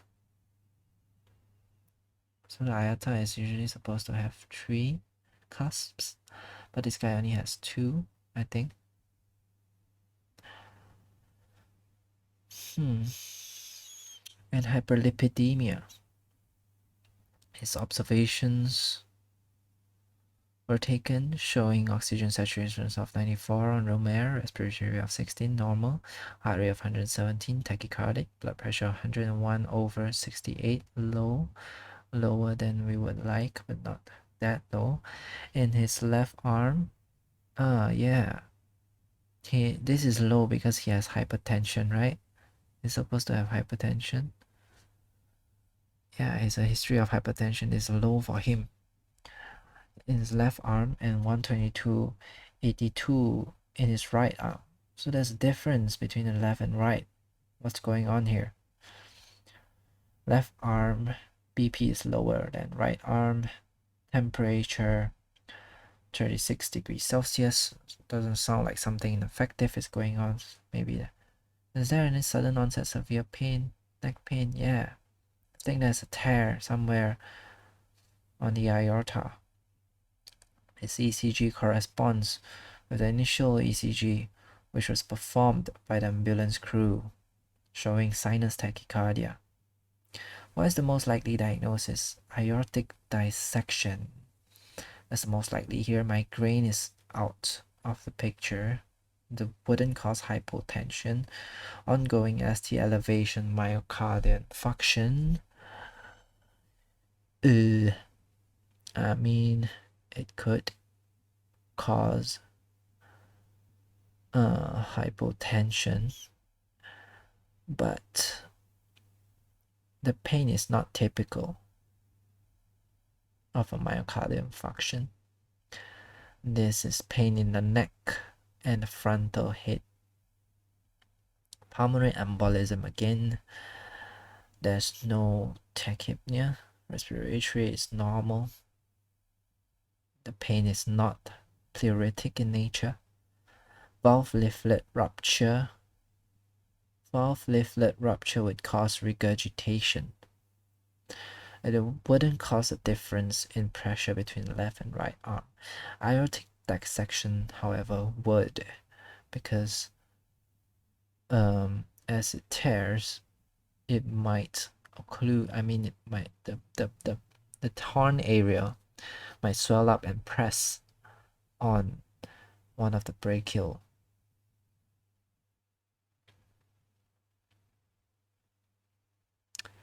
arteries. I mean subclavian arteries, not brachial arteries. Subclavian arteries.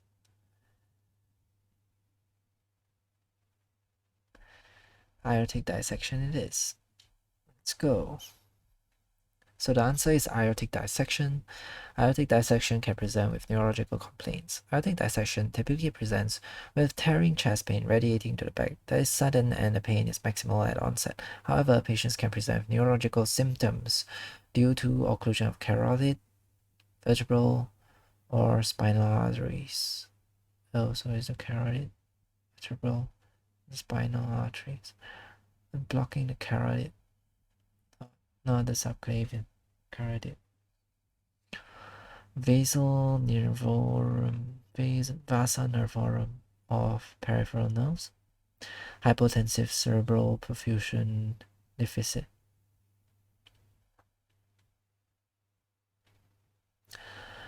Due to the atypical presentation, there is a risk of missing aortic dissection in these patients. Although this patient does not describe the characteristic chest pain radiating to the back, his headache and severe neck pain combined with a difference in blood pressure between his left and right arms raises strong suspicion of aortic dissection, particularly with his past medical history of hypertension, valvular disease, and hyperlipidemia.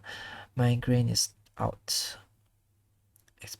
Would not explain his patient's relative hypotension, chest pain, and sudden onset nature of his symptoms, which appear to have been maximal at onset, and an ongoing STEMI or NSTEMI could cause a similar presentation. However, it is unlikely for this patient to also be hypotensive and have no dynamic changes between multiple ECGs. Ah, yes, the ECG was sinus tachy, right? There was no elevation or depression. A pulmonary embolism is unlikely to cause symptoms of headache and sudden onset chest pain with maximal pain at onset.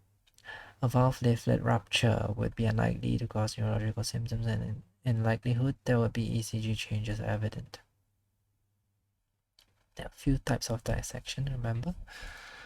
I forget already the details of it, so I'm gonna go through this. Aortic dissection. Aortic dissection is a rare but serious cause of chest pain.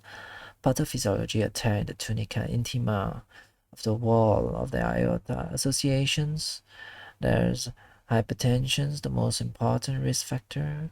Trauma, bicuspid aortic valve, Collagen-Marfan syndrome, Ehlers-Danlos syndrome, Turner syndrome, Noonan syndrome, pregnancy, and syphilis. Features: chest pain, typically severe, radiates through to the back and tearing in nature. Pulse deficit. Weak or absent carotid, brachial or femoral pulse.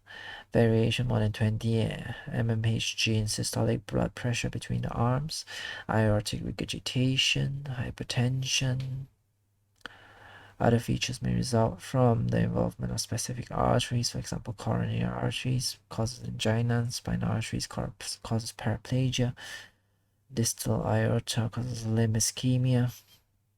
The majority of patients have no or non-specific ECG changes. In a minority of patients, ST segment elevation may be seen in the inferior leads. Classification: you got Stanford classification and DeBakey classification. Stanford classification, you have type A and type B. Type A is the ascending aorta, happens in 2/3 of cases. Type B is the descending aorta, this is the ascending, this is the descending. Distal to the left subclavian origin, happens in 1/3 of cases. DeBakey classification: type 1 originates in the ascending aorta, propagates to the at least the aortic arch and possibly beyond it. Distally, type 2 originates in and is confined to the ascending aorta. Type 3 originates in the descending aorta, rarely extends proximally but will extend distally. And yeah, should we just visualize it again?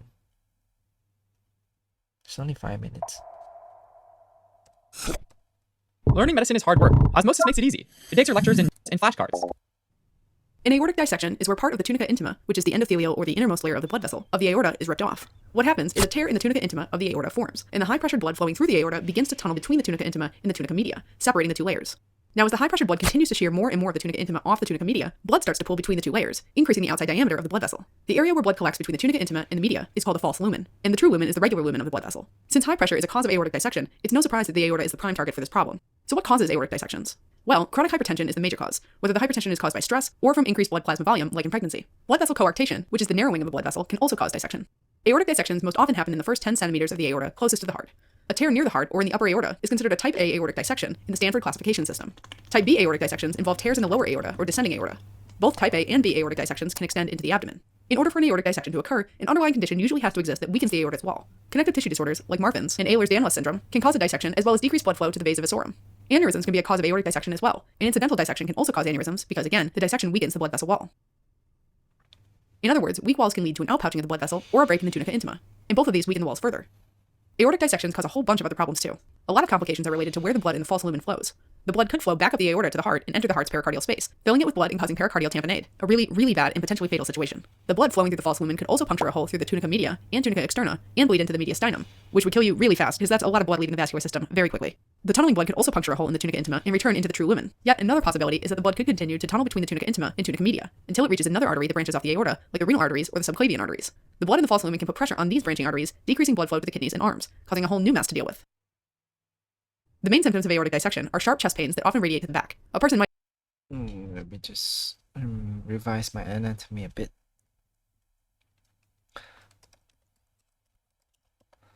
What are the branches that come out here?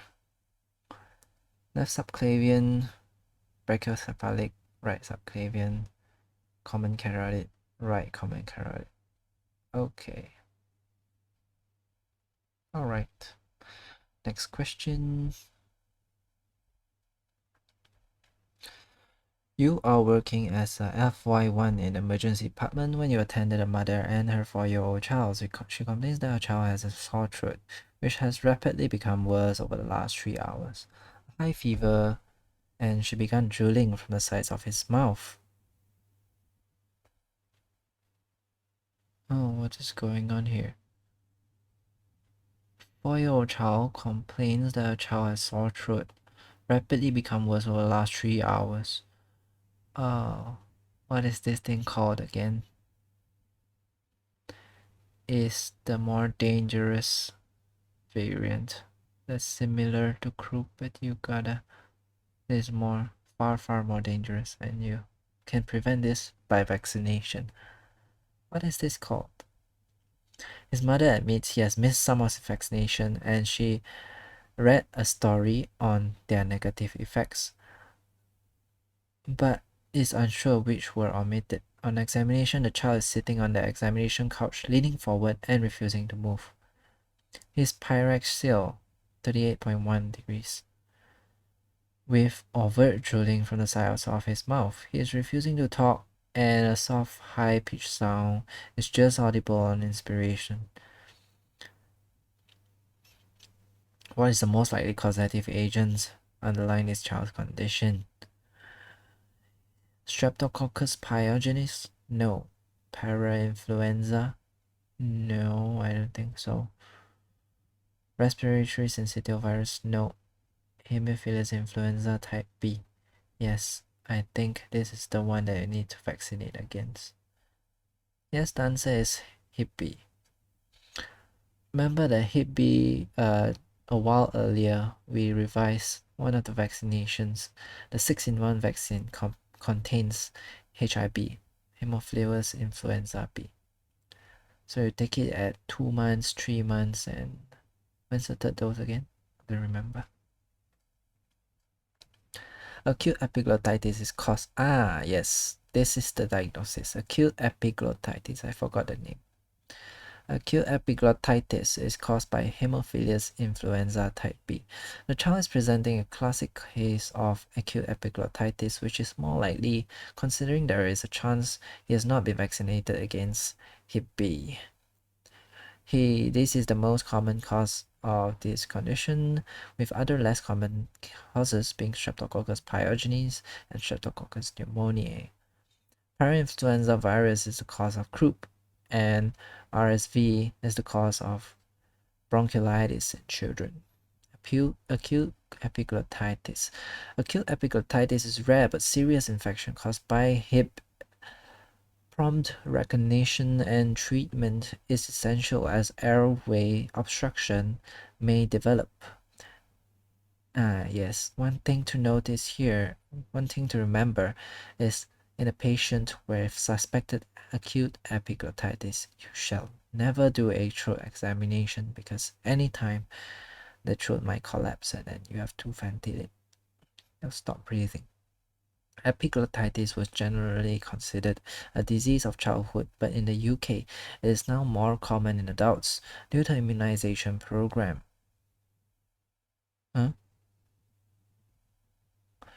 The incidence of epiglottitis has decreased since the introduction of the Hep vaccine.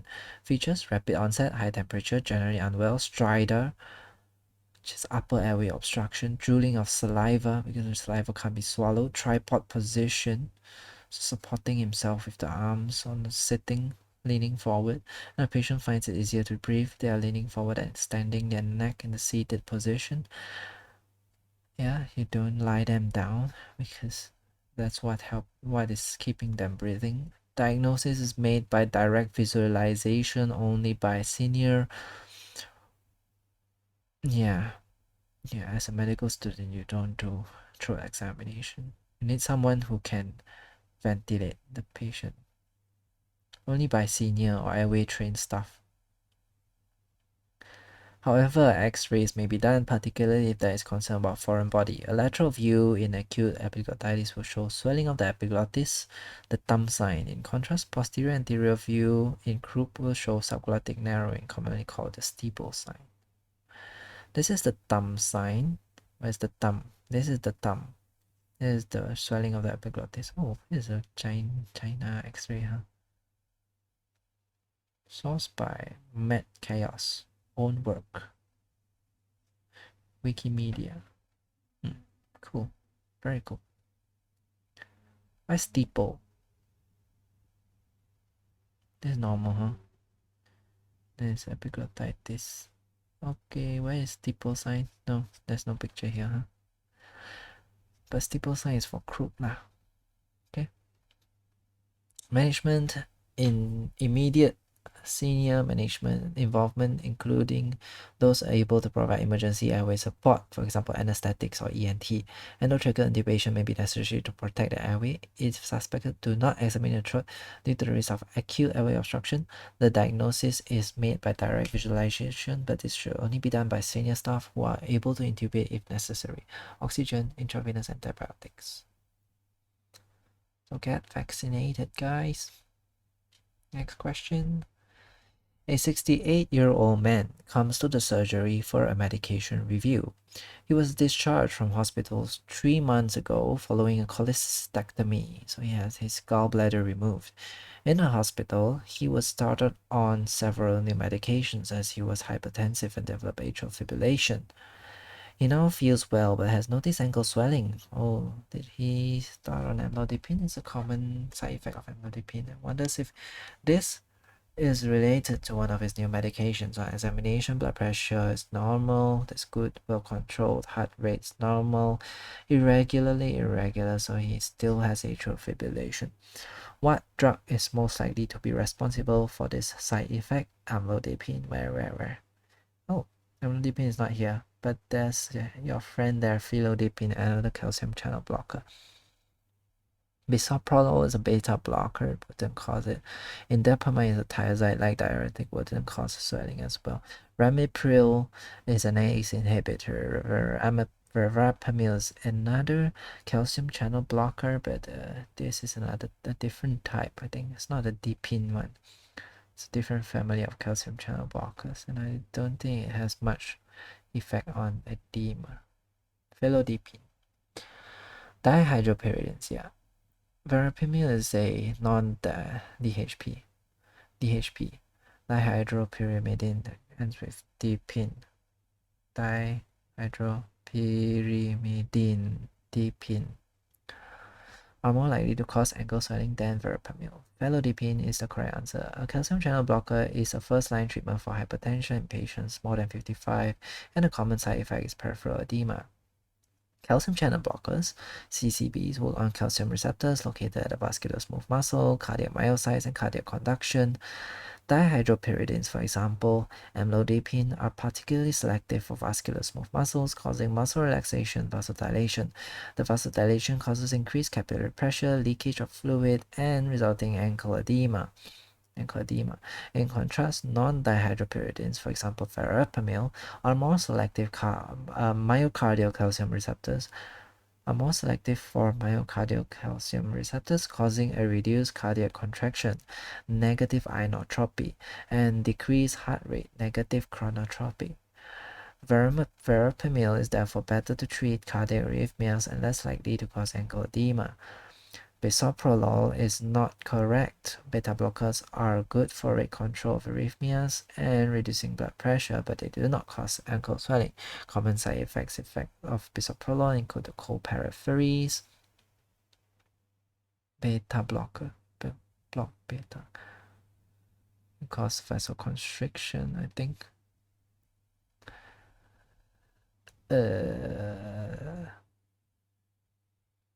Beta agonist cause bronchodilation.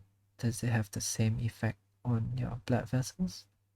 Agonists will cause dilation, and then blockers will cause constriction. So that's why in beta blockers you have cold peripheries, you have lethargy, constipation, poor sleep, and erectile dysfunction.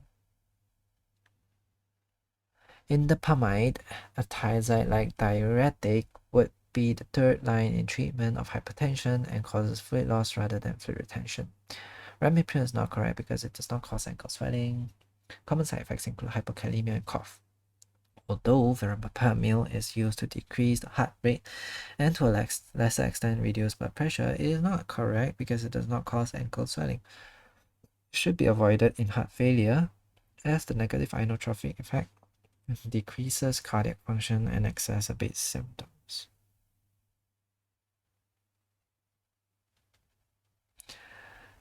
Okay. Next question. A 50-year-old man presents with a 3-week history of cough productive of clear sputum. This affects him more in the evenings, but is unrelated to any positional changes. On examination, he is comfortable at rest. He has bilateral good air entry and auscultation with no added breath sounds. Which of the following additional features would prompt a chest X-ray?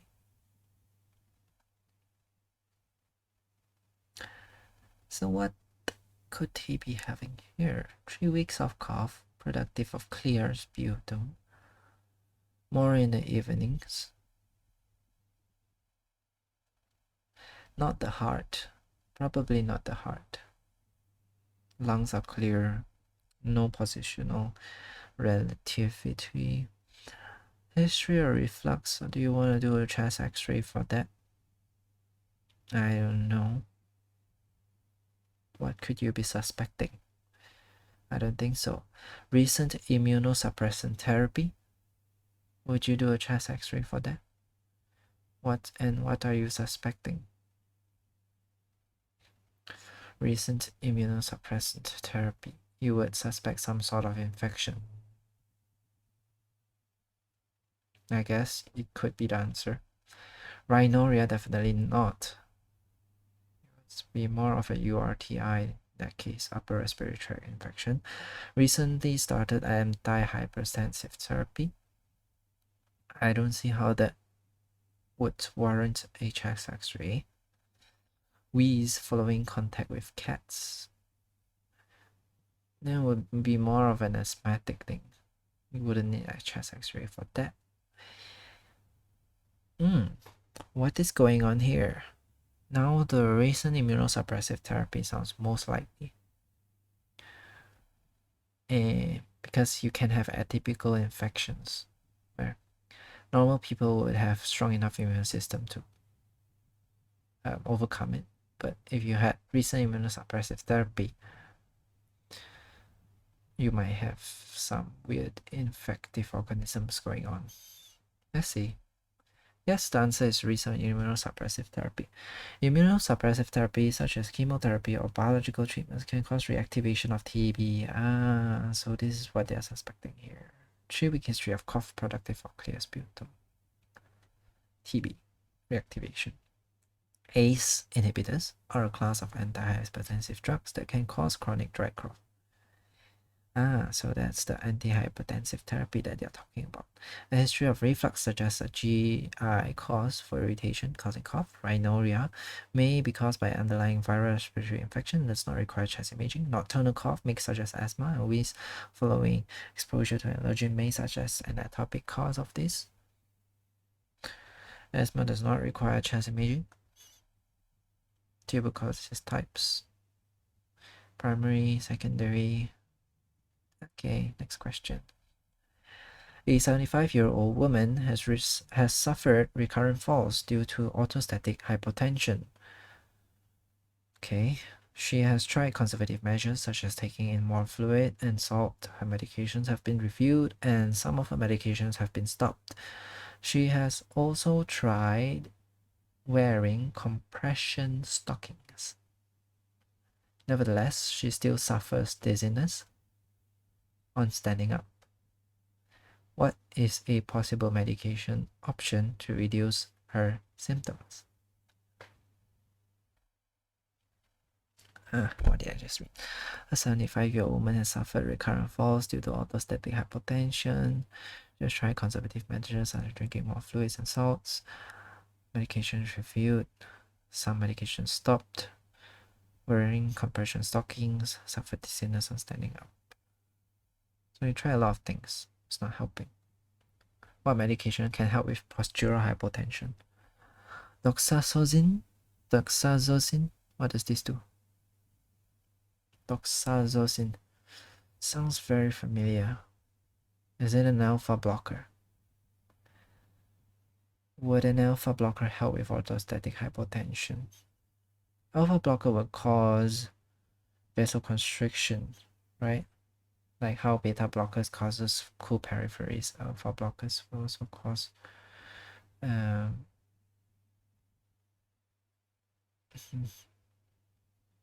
constriction, vasoconstriction. And it might help in orthostatic hypotension. Prochlorperazine. I think this is an antipsychotic medication which can also help in dizziness. Isoprenaline. I've not heard of this drug, I think. Fludrocortisone is a... Wait, do I know what this is? Hydrocortisone, fludrocortisone. This is a mineralocorticoid. Fludrocortisone is a mineralocorticoid. It would help in retaining salt. Yes, that's the reason for more fluids and salt. Dobutamine.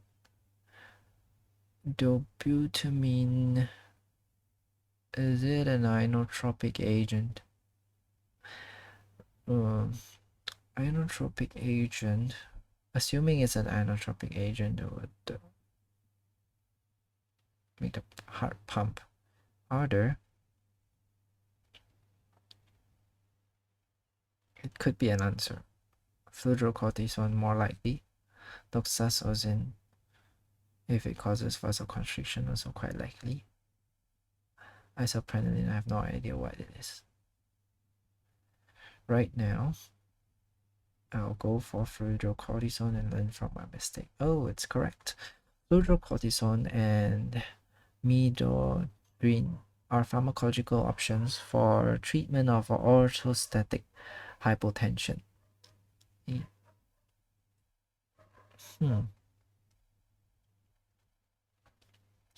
Doxazosin is a selective alpha-1 blocker that is used to treat hypertension. This medication will worsen orthostatic hypotensions. Oh, what am I thinking? Why did I think that doxazosin causes vasoconstriction when it's a treatment for hypertension? Doxazosin, alpha blocker. What does alpha do on the blood vessels? Alpha constricts the blood vessels. If you block alpha, it will dilate. What am I thinking? Prochlorperazine is used in vertigo. Let's look up what it is. Prochlorperazine. Prochlorperazine. The potent phenothiazine neuroleptic. Yes, it's an antipsychotic neuroleptic. It's indicated in vertigo due to Meniere syndrome. May also be used in schizophrenia, short-term management to anxiety, acute mania. Pharmacodynamic properties. Phenothiazines with piperazine structure.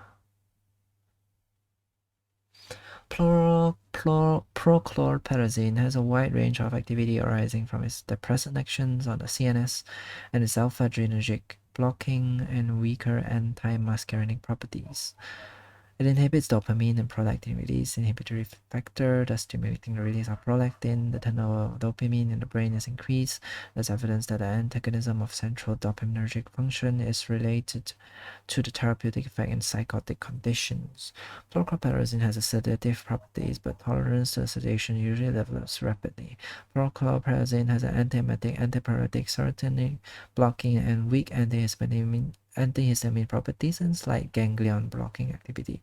It inhibits the heat regulation center, can relax smooth muscle, and has membrane stabilizing and hence local anesthetic properties. Its actions on the autonomic system produce vasodilation, hypotension, and tachycardia.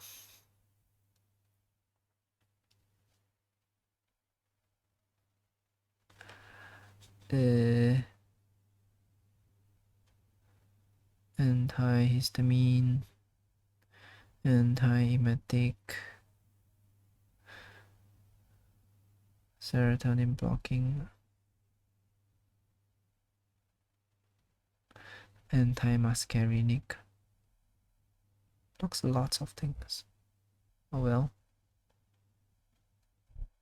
Where were we? Chlorpromazine is used in vertigo. Isoprenaline and dobutamine are inotropic agents. It's isoprenaline as well, huh? They are sometimes used for patients in shock. They are not used for orthostatic hypotension. Fludrocortisone increases renal sodium reabsorption and increases the plasma volume. This helps to counteract the physiological orthostatic vasovagal reflex. Its efficacy is supported by 2 small observational studies and 1 small double-blind trial. The European Society of Cardiology has given a Class 2A recommendation for 2-fludrocortisone. Management of orthostatic hypotension, education and lifestyle measures such as adequate hydration and salt intake, discontinuation of vasoactive drugs, for example, nitrates, antihypertensive, neuroleptic agents, or dopaminergic drugs. If symptoms persist, consider compression garments, fludrocortisone, midodrine. What's a midodrine again? It didn't say right so far. Counter pressure maneuvers and head up tilt sleeping. There's some notes on syncope. I want to know what is midodrine. Midodrine.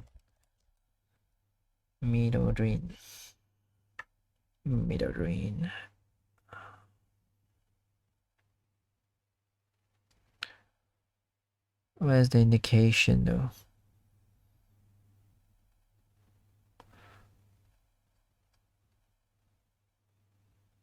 Orthostatic hypotension due to autonomic dysfunction.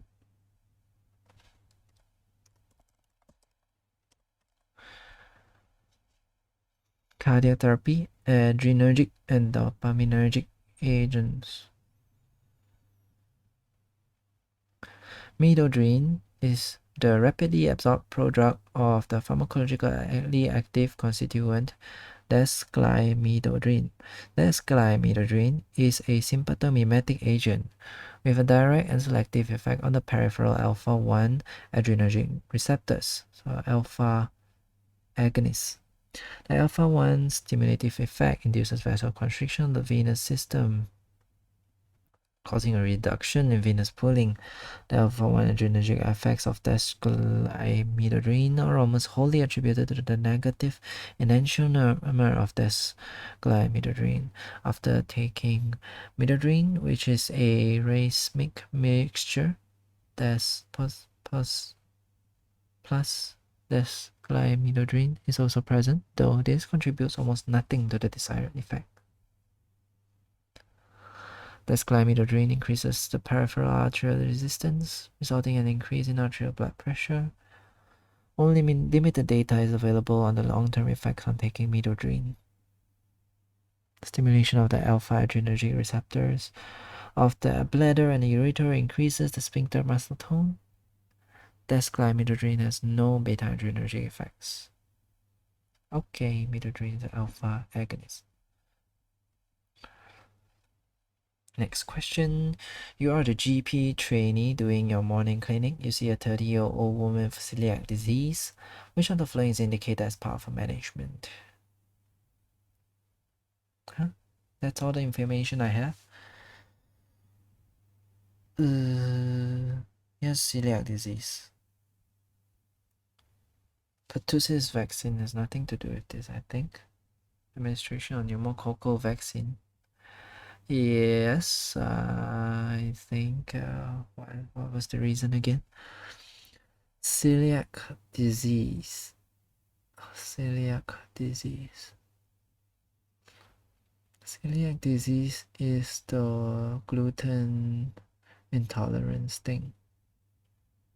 And because something wrong with the spleen later on, then you have to give pneumococcal vaccine. Can't remember the exact details. 5 yearly blood tests for full blood count and ferritin.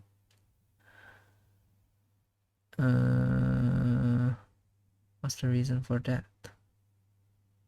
Celiac. Does it have anything to do with ferritin? I can't recall anything like that, so don't think so. Annual stool test for fecal or cord blood. That's usually to detect colorectal cancer. Annual stool test for calprotectin is also for colorectal cancer. It's a newer one, I think. I'm gonna go with pneumococcal vaccine. I think I remember something will happen to the spleen, which predisposes you to encapsulated bacteria, and one of them is pneumococcus, I think. Celiac UK recommends that everyone with celiac disease is vaccinated against pneumococcal infection and has a booster every 5 years, as there is a potential for people with celiac disease to develop overwhelming pneumococcal sepsis due to hyposplenism. Yeah, right, okay. Celiac disease recommend that everyone with celiac disease is vaccinated against pneumococcal infections. There's a risk of hyposplenism. How does it occur again? Is there any explanation later on? Patients do not need any additional pertussis vaccine apart from those in the vaccination schedule. 9CKS guidelines recommend annual blood tests for FBC, ferritin, thyroid function test, liver function test, B12 and folate. Calprotectin is used to test for gut inflammation, typically as part of the workup for inflammatory bowel disease. Always inflammatory bowel disease, not bowel malignancy. Fecal or cord blood is usually tested for if there are concerns about bowel malignancy. Okay. Celiac disease. Okay. Hopefully there's an explanation to what causes the hyposplenism. The management of celiac disease involves a gluten-free diet. Gluten-containing cereals include wheat, bread, pasta, pastry, wheat, barley, rye, oats. Okay, wheat, for example, bread, pasta, and pastry. Barley, for example, beer. Whiskey is made using malted barley. Proteins such as gluten are, however, removed during this distillation process, making it safe to drink for patients with celiac disease. Rye, oats. Some patients with celiac disease appear to be able to tolerate oats. Some notable foods which are gluten-free include rice, potatoes, corn, maize, tissue, TTG, tissue transglutaminase antibodies. May be checked to check compliance with a gluten-free diet. Immunization. Patients with celiac disease often have a degree of functional hyposplenism. For this reason, all patients with celiac disease are offered pneumococcal vaccine. Celiac UK. Let me see if pneumococcal is an encapsulated bacteria.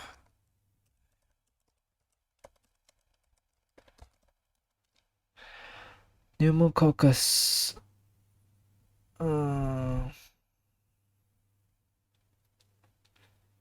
Yeah, strep pneumonia have capsule.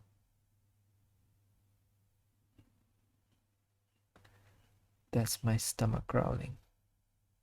Oh well, let's study on celiac. Current guidelines suggest giving the influenza vaccine on an individual basis. No explanation on how it can cause hyposplenism. Hopefully, osmosis will be a little bit more helpful.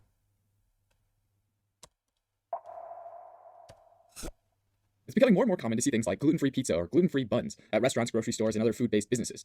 And this is partly because there's this increasing recognition, awareness, and diagnosis of a disease called celiac disease, sometimes called celiac sprue. As many as 1 in 100 North Americans are diagnosed with this. Celiac disease is currently understood as an immune system-mediated disorder where the gluten in food triggers the body's immune cells to attack the cells in the small intestine. Gluten is found in all sorts of wheats and grains, including rye and barley. If we take a look at wheat, you've got your individual wheat kernels, and then inside each kernel there's this endosperm, which has a bunch of nutrients for the seed's embryo, mostly protein and starch, and some vitamins. The type of protein here is gluten, which is the main culprit in celiac disease. Well, really the main culprit behind celiac disease is a 33 amino acid peptide component of gluten called gliadin. Okay, got it. So the gliadin in gluten is what triggers immune attack in celiac disease, hence the need for gluten-free pizza or buns and hamburgers, right? Well, that's not the whole story, since we've known about celiac disease for a while now, like 70 years. So why the recent push? Well, within the last few years, there's been proposals of non-celiac gluten-related disorders, like gluten sensitivity, where gluten is thought to cause GI symptoms that seemingly improve when gluten's taken out of the equation. Unfortunately, as of this moment in February 2016, there's very little solid scientific evidence to back a removal of gluten from the diet unless you have celiac disease. Although some people do seem to have improved GI symptoms on a gluten-free diet. Whether that's from removing gluten specifically or more broadly in adherence to a diet that's typically much lower in processed foods and carbohydrates remains to be seen. Alright, let's get back to celiac disease though. So, if somebody with celiac disease eats a wheat-based pizza, it's broken down in the stomach into gliadin, and a whole lot of other stuff. Gliadin's a tough little bugger though, and resists being broken down by all sorts of enzymes. When gliadin gets to the small intestine, it's bound to secretory IgA in the mucosal membrane, which is an antibody that helps protect gut epithelial cells called enterocytes from toxins and pathogens. Usually things bound to secretory IgA are marked for immune cell destruction, but in celiac disease, this gliadin IgA complex, for some reason, binds to a transferrin receptor, TFR, which is usually used to help absorb iron and seems to be overexpressed in patients with celiac disease. Once bound to this receptor, it's transcytosed across the cell from the apical to the basolateral membrane, or across the enterocyte and into the lamina propria, which is a thin layer that lines the gut wall. Once there, an enzyme called tissue transglutaminase, or TTG, cuts off an amide group from the protein. Deamidated gliadin is then eaten up by macrophages and served up on its MHC class II molecules. Remember, macrophages are in the gut and are always doing a bit of gut sampling, where they grab proteins, which a lot of times are from the food we've eaten, and show them to the immune cells. MHC stands for Major Histocompatibility Complex, and is the name of the serving platter for the stuff that's served up. And this is a normal way to make sure that there are no pathogenic bacteria lurking in the gut. Now, there are a ton of different types of MHC class II serving platters, and these serving platters are encoded by genes called human leukocyte antigen genes, or HLA genes. And these genes determine what things the MHC class II molecules serve up. So, for example, HLA-DR encodes for an MHC that serves up something different than the one HLA-DQ encodes for. Researchers have noticed that patients with celiac disease typically have specific deamidated gliadin serving platters, such as one called HLA-DQ2 or HLA-DQ8, which is an interesting clue that kind of helps us better understand celiac disease. It's at this point, when the HLA protein serves up gliadin, that the immune system kicks in. The macrophage throws it up top and is like, hey, guys, what do you think about this molecule? And the T helper cells, also known as CD4 plus T cells, from the immune system that recognize the gliadin zoom over and are like, yep, I'll take it from here. And they release inflammatory cytokines, which are molecules that initiate inflammation, like interferon gamma and tumor necrosis factor, which can directly damage and destroy epithelial cells in the villi of the small intestine. Not only that, though, the helper T cell stimulates B cells to start pumping out IgA antibodies against the gliadin, the transglutaminase enzyme, and endomysial antibodies, or EMAs, which are actually another type of antibody for transglutaminase, but for transglutaminase found in the endomysium, which is this layer of connective tissue around muscle fibers. It's not totally understood why these are produced, since they don't seem to cause any muscle-related damage or symptoms. It's possible they're produced just because of their structural similarity to the transglutaminase in the lamina propria. One thing they are helpful for, though, are making a diagnosis. Finally, the helper T cells also recruit killer CD8 plus T cells, which is when things start to get nasty. Killer T cells are drawn to and destroy cells undergoing inflammation. So, in short, as patients eat gluten, the immune system is stimulated and epithelial cells are destroyed. It's also possible that the destruction of these cells lets more gliadin across the epithelium, since they're not bunched together as tightly as they were before. Tests for antibodies in the blood can be used clinically to help screen for celiac disease. IgA blood tests for both TTG and endomysial TTG can be effective ways to determine whether someone has celiac disease, especially in more severe cases. Although for more common, mild forms of celiac, these tests are less effective. Tests for IgA or even IgG antibodies against gliadin may also be used. For reasons that aren't well understood, a small amount of patients are IgA deficient, meaning they aren't able to produce any IgA antibodies in general, so in this case they need to have an IgG screening test done. Now this whole fiasco mainly happens in the duodenum, probably because it's the first part of the small intestine, and so it's the first to be exposed to gluten. The jejunum and ileum are also involved, but the duodenum is where most of the damage goes down. So a biopsy of the duodenum shows pretty clearly the extent of the damage. Healthy duodenum should look like this, where you have these really tall villi and these crypts that don't go down too far. With celiac disease, these villi can be destroyed and flattened out, called villus atrophy, and the crypts can get longer.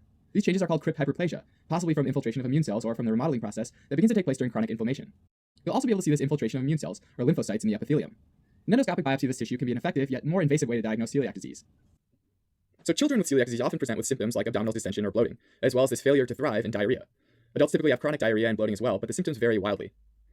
Also, patients can frequently have dermatitis herpetiformis as a complication, which actually has nothing to do with the herpes virus. What it is a bumpy skin rash that pops up from circulating IgA antibodies in the blood, where they mistakenly bind to the transglutaminase in the dermal papillae of the epidermis. Once they've bound, neutrophils swing by and start up an inflammatory reaction that's noticed on the skin as this rash. Okay, now, the main bad guy in this whole story that provokes the immune system and causes this whole mess is gluten. So symptoms and issues typically resolve when patients adapt a gluten-free diet, right? For some patients that start to adhere to a gluten-free diet, even for many years, there's still an increased risk of refractory disease, like small bowel cancer and T-cell lymphoma. Presumably, this is due to inflammation and immune system activation over time. Say anything about hyposplenism? Let's see.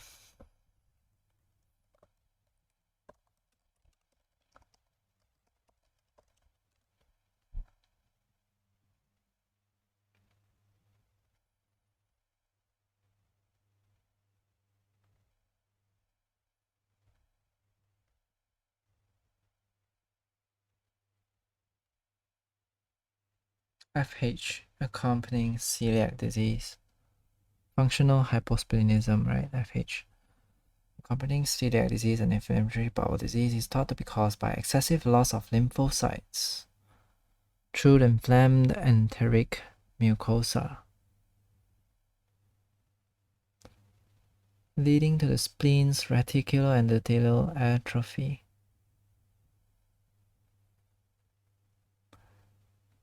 Reticuloendothelial block due to the circulating immune complexes could also be one of the major mechanisms implied. I don't get it. So you're losing lymphocytes in your gut. Is that what it is? You're losing lymphocytes in your gut. What is reticuloendothelial atrophy? And what does that have to do with losing lymphocytes in your gut?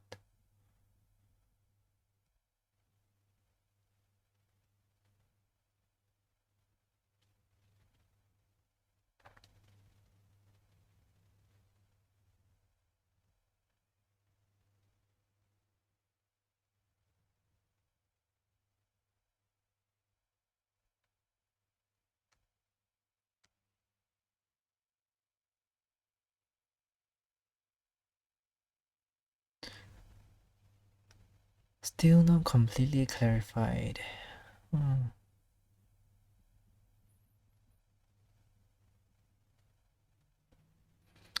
Excessive loss of lymphocytes to inflame the enteric mucosa, leading to spleen's reticuloendothelial atrophy.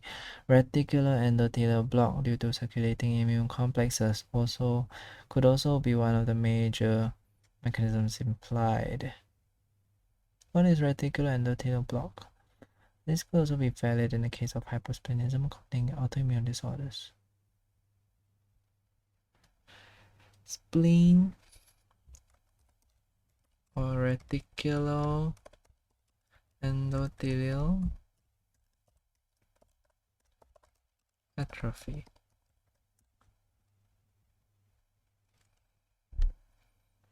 Hey, this is the same paper.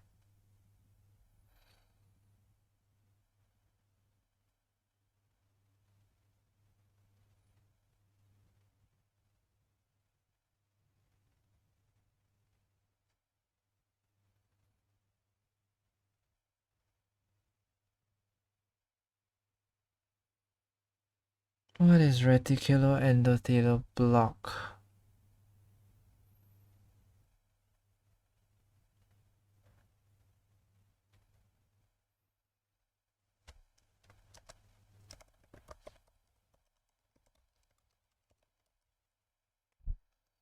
Where splenic macrophages are blocked by engulfing irreversibly sickle red cells.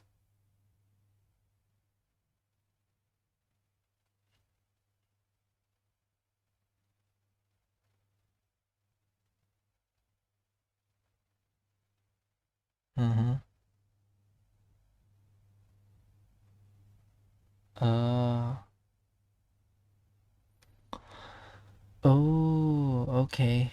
Functional hyposplenism has nothing to do with spleen. It's just that the lymphocytes. It's a misnomer then. Yeah, because it's functional. It's because you're losing your lymphocytes from your gut. So you have less lymphocytes in your circulation. Even your spleen try to produce more, they just keep leaking in your gut. That's the theory at least. And that's why you are more susceptible to organisms such as encapsulated bacteria,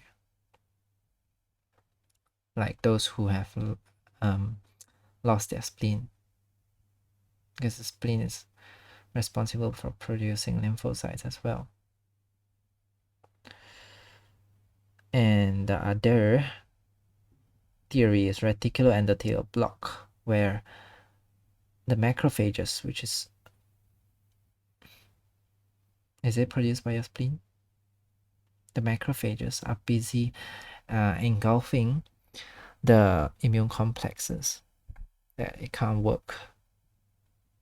on engulfing other organisms. It can't do its job properly because it's too busy. Yeah, okay, so that is what happens. Next question. A 92-year-old man is brought to the emergency department following a fall the previous night. He was on the floor until this morning, as he was unable to get up until his carer came in and found him. The patient seems confused and weak. You measure his creatinine kinase and find it to be 14,000 units. What's the normal value? This must be very high. Is there a normal value? Reference range of creatinine kinase where CK, creatinine phosphate, creatinine kinase normal is 35 to 250. This is super high. So this is an old man who fell down previous night on the floor, found on the floor. So he fell down for a long time. He pressed on his muscles, can't get up. Rhabdomyolysis happened. That's why the CK is so high.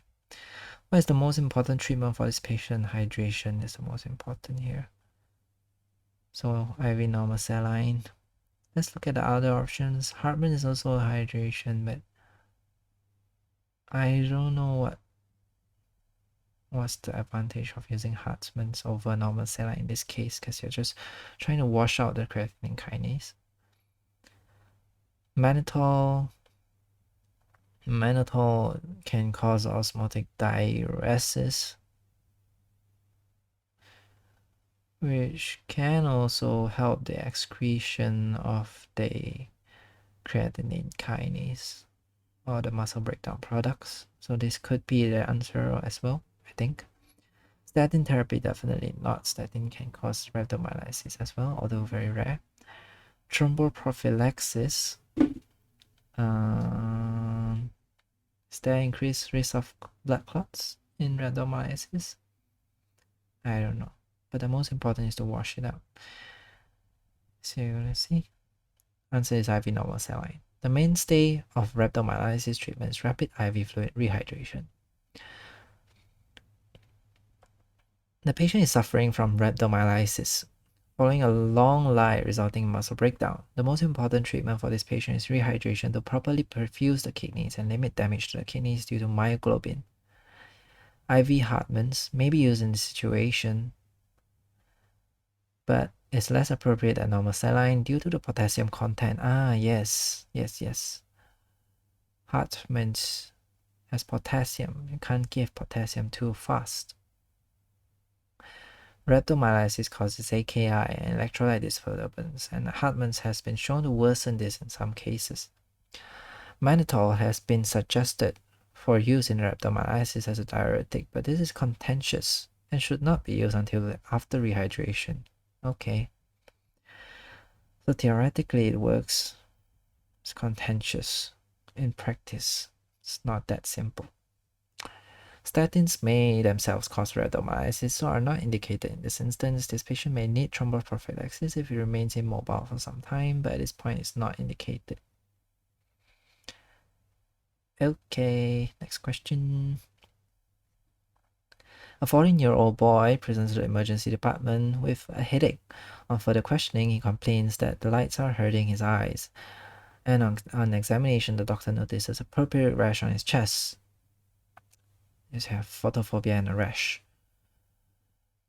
Classic of meningitis. He has a respiratory rate of 22, high, heart rate of 140, high, blood pressure of 80/60, shock. Which of the following tests should not be ordered in this patient? Should not be ordered. What should not be ordered? Blood cultures should be ordered. Serum lactate should be ordered. He's in septic shock, I think. So the sepsis 6 includes serum lactate. Blood glucose. Is that relevant in this case? Lumbar puncture. I think it was contraindicated in meningococcal sepsis. And he's in shock, so it's contraindicated. Lumbar puncture is contraindicated when person is in shock. Blood glucose. Yeah, you would take a blood glucose, I guess. What's the reason? Coagulation screen. Yep, because of the purpuric rash. Just want to make sure it's not something wrong with the coagulation. Meningococcal septicemia is a contraindication to lumbar puncture. Is there a reason to that? This patient has presented with clear symptoms and signs of meningitis when his observations show that he is also septic. One of the contraindications of lumbar puncture is meningococcal septicemia. And also shock is also one of the contraindications. A coagulation screen and blood glucose are often used in secondary care in patients who suspected meningitis, while blood cultures and serum lactate are performed as part of the sepsis 6. Blood cultures and serum lactate, coagulation screen and blood glucose.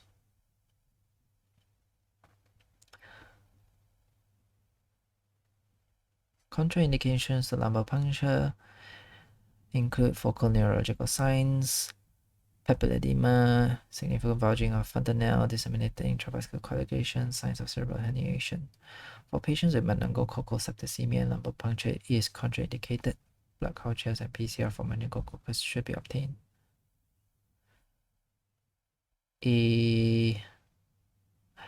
I guess because the reason is because in meningococcal septicemia there's a higher risk of increased ICP. That's my guess, but I'm not sure. I don't think it's worth going into so much detail. And remember, circulatory instability, just shock, is a contraindication in lumbar puncture as well. Infection at the site of lumbar puncture as well, spreading meningococcal rash as well. What else? Coagulation problems. Yeah, you've got bleeding problems. You can't clot. You're not gonna do a lumbar puncture. Okay, next question. A 45-year-old office clerk has come in to see her GP regarding a rash around the right nipple area. Oh no. She complains that the areolar region is itchy and sore. Is this Paget's? Further questioning also reveals that the rash has been there for 6 weeks and has not improved with E45 cream. I'm guessing this has estrogen. She has a history of eczema that is well controlled with E45 only. Oh, so it's not estrogen, some sort of emollient. She also reported that the rash started on the nipple and spreads outwards to the areola. On examination, the rash looks erythematous and crusty. It does not extend beyond the nipple areola complex. What further steps should be taken? Suspecting Paget's, you gotta do a breast clinic referral. Lifestyle changes is too conservative. Carry on with the emollient. Too conservative. Dermatology. You need breast cancer specialist, I think. Submit answer. Yep. The key to this question is in the history. The rash started on the nipple and spreads outwards, involving the areola. Even if she has a history of eczema, this needs urgent attention by a breast consultant to rule out Paget's disease. Yes. Paget's disease of the nipple. Paget's disease is an eczematoid, so it's not eczema, it looks like eczema. So eczematoid change of the nipple associated with an underlying breast malignancy and is present in 1 to 2% of patients with breast cancer. In half of this patient, is a eczematoid change in nipple associated with underlying breast malignancy. 1 to 2% in patients with breast cancer. In half of this patient is associated with an underlying mass lesion, and 90% of such patients will have an invasive carcinoma. 30% of patients without a mass lesion will still be found to have underlying carcinoma. The remainder will have carcinoma in situ. Paget's disease differs from eczema of the nipple in that it involves the nipple primarily and only laterally spreads to the areola. The opposite occurs in eczema. Diagnosis is made by punch biopsy, mammography, and ultrasound of the breast, also known as core biopsy. Treatment will depend on the underlying lesion. Is there any videos? No. Paget's disease.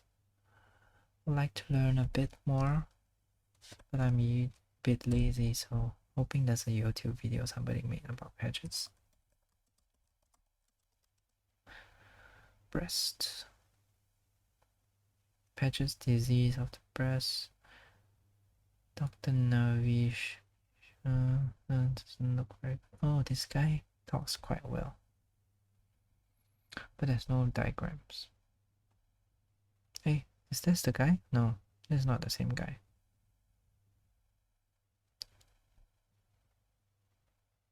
Anyway, worth a listen, I guess. In 1874, Sir James Paget described Paget's disease of the breast. Now, what is Paget's disease of the breast? Why is it such a rare form of breast cancer? How would I, as a patient, potentially recognize Paget's? Is Paget's often misdiagnosed for eczema, as an example of the nipple or areolar area? Well, I'm going to try and keep the definitions non-medical here and pretty straightforward and pretty simple if I can. Paget's disease of the breast makes up only about 1 to a little over 4% of all breast cancers. When you look at the nipple or the nipple and the areola, to the eye, it does look like eczema.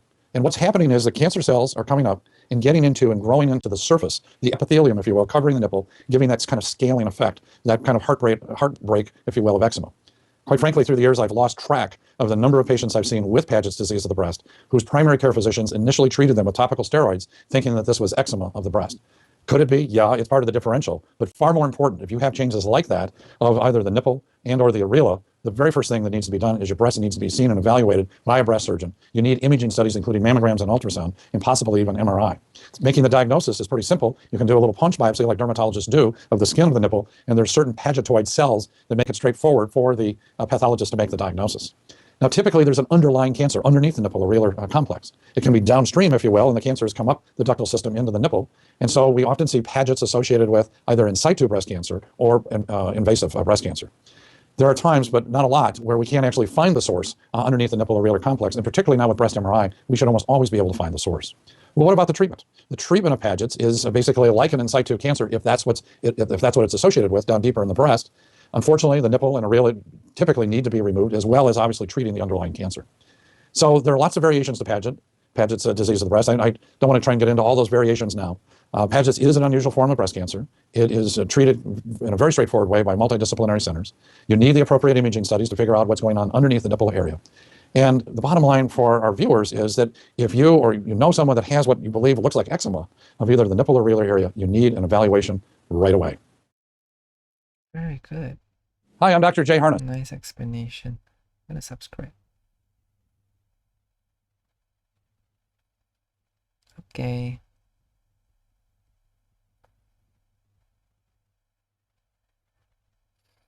Next question. A 1-year-old male infant is brought into the emergency department after slipping on ice. He is visibly distressed, and on examination there is no obvious bony deformity, but bilateral swelling around the wrist is seen. 1-year-old, slipping on ice, fell down. Bilateral swelling around the wrist. He fell down on both hands. On skeletal survey, there is slight swelling on the costochondral area, so between the rib cage, costochondral, and the sternum, but there is no evidence of any non-accidental injury or bruising. His mother is very anxious, and she has been weaning him. And since falling this morning, he has refused his finger foods and will only feed with breast milk. Oh, this is strange. X-ray is performed, and the report states no fracture visible. There is evidence of widening of the metaphysis and cupping. The mother is informed that there is no evidence of fracture, but there is evidence of a disease process in the X-ray. So what's this disease process? What is the condition which this infant is most likely to have? I don't know, man. Not seen this before. I think the weaning thing is just a distractor. Is the swelling caused by? Is it only happening after he fell down, or even before it was already there? Juvenile idiopathic arthritis (JIA) I'm not sure if it happens in the wrists. Can cause swelling, can cause the child to not want to use the particular limb. It's possible, but the one that I've seen is only in the ankle. It's unilateral. Let's look at other options. Kienbock's disease. What is that? I don't know what this is. It's named after somebody. It doesn't explain much. I think it's if I recall something vaguely correctly, there's something to do with a vascular necrosis or fracture of one of the bones somewhere in the foot. So I don't think this is the answer. Osteomalacia, it can cause weak bones but wouldn't typically cause swelling. Perthes disease is avascular necrosis of the hip, the femoral epiphysis, not the wrist, so this is out. Rickets.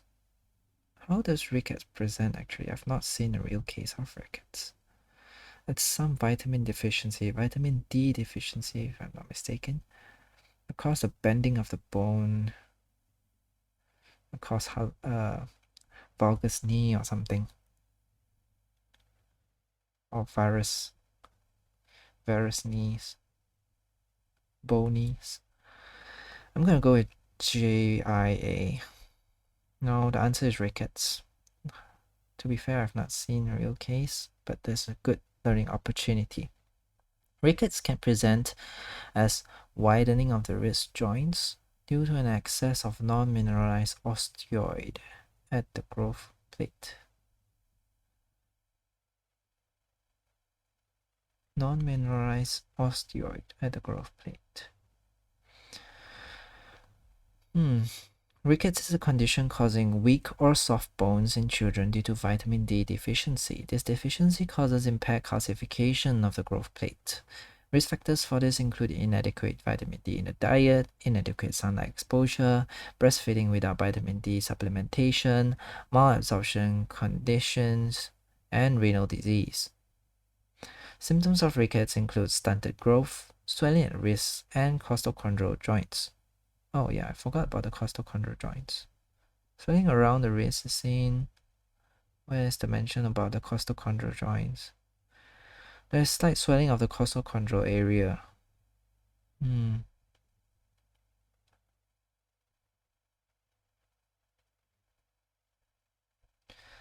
Includes stunted growth, swelling of the wrists and costochondral joints, irritability, and bowed legs. In adults, the vitamin D deficiency is referred to as osteomalacia. Juvenile idiopathic arthritis is the most common rheumatic disease of childhood. It is an autoimmune inflammatory joint disease which persists for at least 6 weeks. Peak presentation is typically 2 to 4 year old girls. How old is this? 1 year old? And it's a boy, right? 2 to 4 year old girls with asymmetric joint pain. Yes, usually asymmetric. Reduced range of movement and swelling. It may be associated with extra-articular features such as uveitis, fever, lymphadenopathy, or hepatosplenomegaly.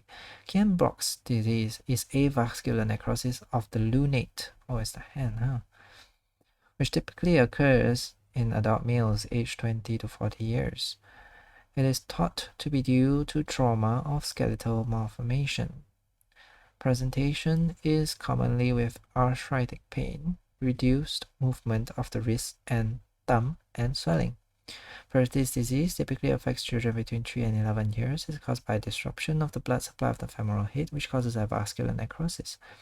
This causes the typical presentation of pain, limping, and reduced mobility of the hip. Okay, just quick revision of the carpal bones of the hands.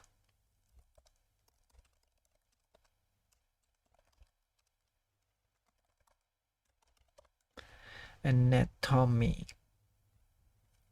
There is a inappropriate mnemonic for this. Scaphoid. Lunate. So lunate is here. Some lovers try positions that they can't handle, right? Scaphoid, lunate, triquetrium, pisiform positions, trapezium, that they can't escapitate. Is it? No. Try positions that they can't handle. So without looking at this, don't look. Be honest. Is there any without labels? Yeah, never mind. Just don't look. Some scaphoid, lunate, triquetrium, positions pisiform, that trapezium, is it trapezium? Oh, I just looked. Trapezium, trapezoid, capitate, hamate. Hamate is the one with some hook coming up.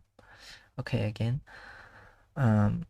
Scaphoid, lunate, triquetrium, pisiform, trapezium, trapezoid, capitate, and hamate. Am I correct? Scaphoid, lunate, triquetrium, pisiform, trapezium, trapezoid, capitate, hamate. Okay. Great. Game box is vascular necrosis of the lunate. Okay, rickets. Let's learn a bit more about rickets because we don't know much about it. Rickets is a term which describes inadequately mineralized bone in developing and growing bones. Rickets is a term which describes inadequately mineralized bone in developing and growing bones. This results in soft and easily deformed bones. It is usually due to vitamin D deficiency. In adults, the equivalent condition is termed osteomalacia. The predisposing factors, dietary deficiency of calcium, for example, in developing countries, prolonged breastfeeding, unsupplemented cow's milk. Oh yeah, this child is still breastfeeding at 1 year old. I guess that's a clue already. So usually you should start solid foods or start weaning at about 6 months. Solely breastfeeding at 1 year old, you're gonna have some vitamin deficiencies. Okay, where were we? Predisposing factors, dietary deficiency of calcium, for example, developing countries, prolonged breastfeeding, unsupplemented cow's milk formula, lack of sunlight. Features in toddlers, genu varum, bow legs; in older children, genu valgum, knock knees; rickety rosary, swelling at the costochondral junction. This is called rickety rosary, huh? Let's see if there's a picture. Rickety rosary, swelling of the costochondral joint. Oh, you can see some swelling in here. Is there swelling here as well? This one's not very clear, I think. Is this the one? Costochondral joint? Rickety rosary. This one is quite obvious here. This one is obvious. This one, is this the costochondral joint? Is there any ones with... It is. So this is rickety rosary, seen in rickets. Kyphoscoliosis, craniotabes, soft skull bones in early life. Harrison's sulcus is seen in asthma as well. Reduced serum calcium. Symptoms may result from hypocalcemia. Raised alkaline phosphatase. What is alkaline phosphatase? What's its role in bone formation anyway? Why would it be raised in rickets? Let's have a read. I'm quite curious.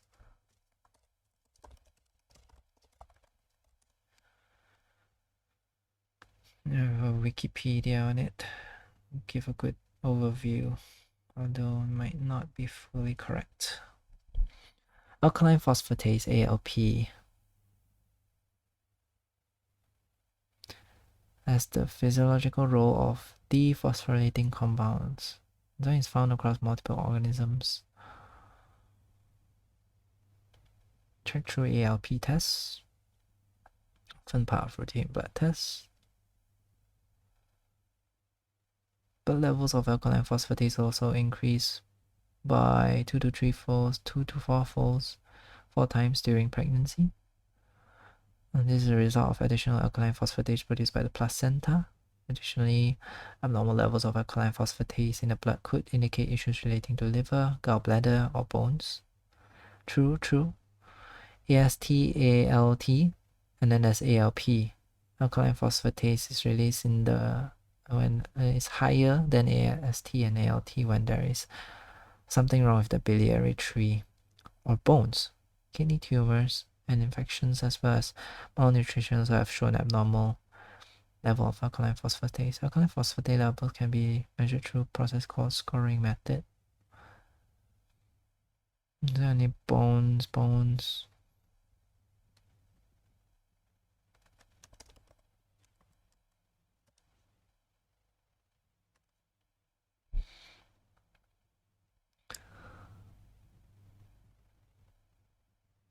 There's a positive correlation between serum bone alkaline phosphatase levels and bone formation in humans. Although its use as a biomarker in clinical practice is not recommended. So it's related to bone formation. When it's high, there's lots of bone forming. ALP increases if there's active bone formation occurring. Okay.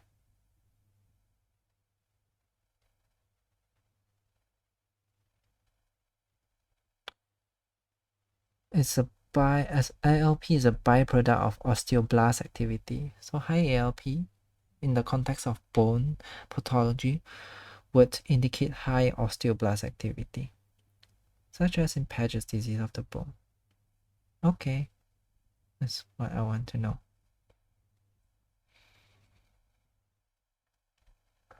Okay, so in rickets, how is bone formation increased in rickets though? Isn't there not enough vitamins and vitamin D and calcium?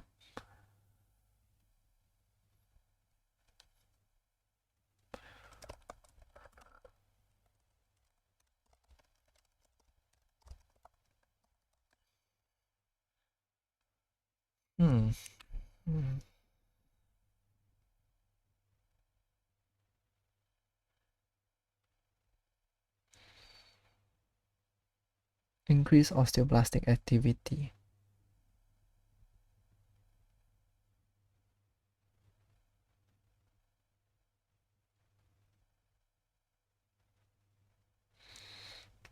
Vitamin D is myoclinic, not reliable.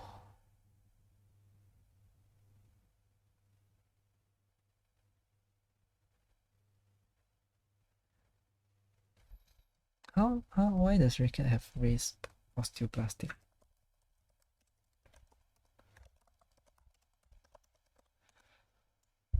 Osteoblastic activity in rickets. Osteoblasts are bone-forming cells, which lay down osteoid.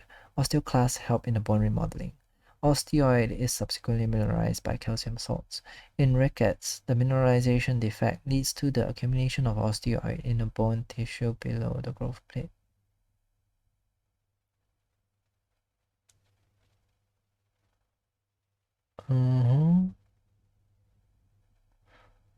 So it doesn't affect osteoblast activity because osteoblast is the one that produces osteoid, and the osteoid needs to be mineralized by calcium, vitamin D.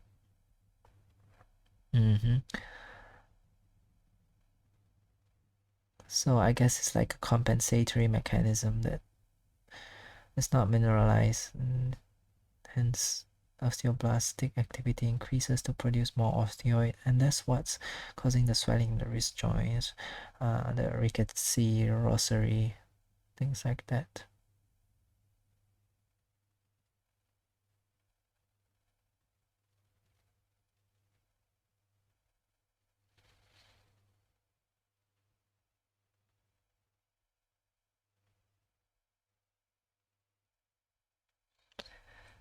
Okay, learned a lot.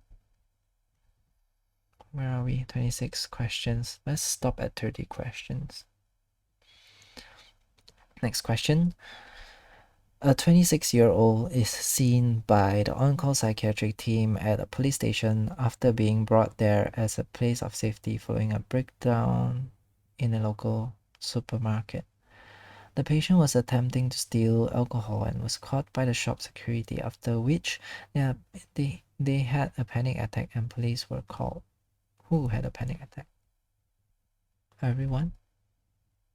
The patient was attempting to steal alcohol. Caught by shop security. The patient had a panic attack. On further questioning, they explained they were trying to steal because they can, and they have done so many times before.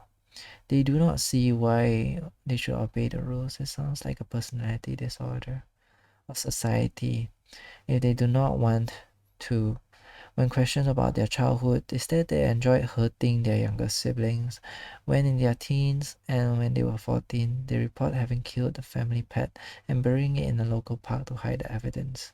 They report self-harming in the past, but there was no scars as evidence of this now. Which of the following features would be more suggestive of an underlying diagnosis of antisocial personality disorder over borderline personality disorder? Borderline is the one that seeks attention, right? And antisocial is the one that is the mean guy who doesn't care. The presence of psychotic symptoms, concurrently elevated mood, concurrently low mood, female gender, male gender.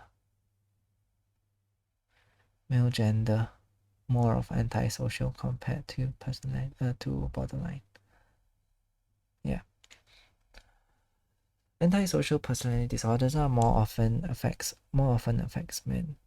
Antisocial personality disorder more often affects men than it does women, whereas young women are more likely diagnosed with borderline personality disorder than men. The features of the two can often overlap, with both having impulsivity as a key feature. The important features of borderline personality disorder are an unstable affect with fluctuating self-image and recurrent suicidal ideation and self-harm.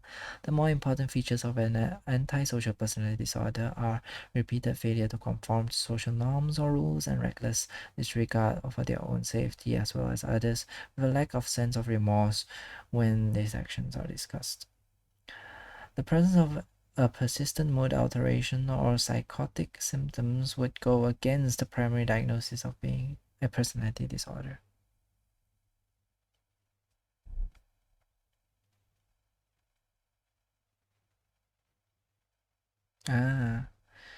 Okay, so it might be due to the mood alteration or psychotic symptoms. Primary personality disorder shouldn't arise from mood and psychotic symptoms. Yeah. Next question. A 70-year-old homeless woman is admitted to the emergency department after being found unconscious by staff at a local homeless shelter. She has a history of alcohol excess, according to staff. On arrival to the department, she appears to be intoxicated and confused. On examination, you notice heavy staining of the fingers and a pulse of 110 per minute, which is irregularly irregular. Wait, what did I just read? Being unconscious, history of alcohol excess, on arrival, intoxicated and confused, heavy tar staining, so she's a smoker as well. Pulse rate is high, and she has atrial fibrillation.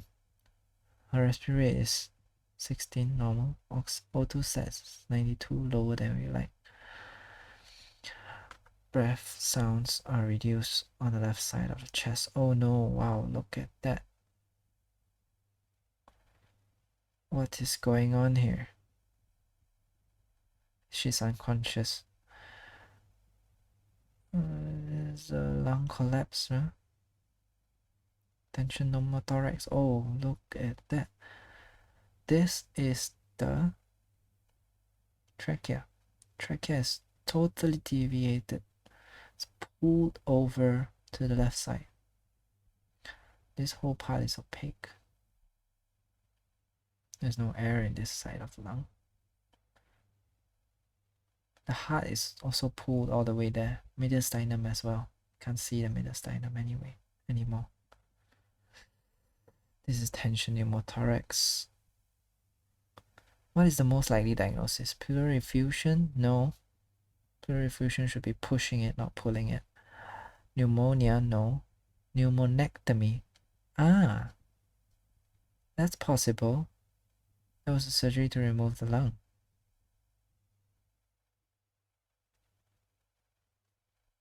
Possible. Diaphragmatic hernia. Let me see. No, hernia would push it towards this side. No.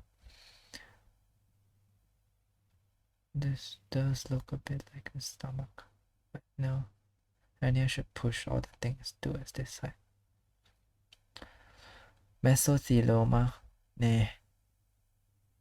Doesn't look like mesothelioma at all. Pneumonectomy is possible. Yes. The X-ray shows an opacified left hemithorax with mediastinal and tracheal shift towards the affected side. Crowding of the ribs over to the affected side with compensatory overinflation of normal lung is also seen. But that would not explain why she's unconscious, right? She's probably unconscious because of the alcohol intoxication then. Okay.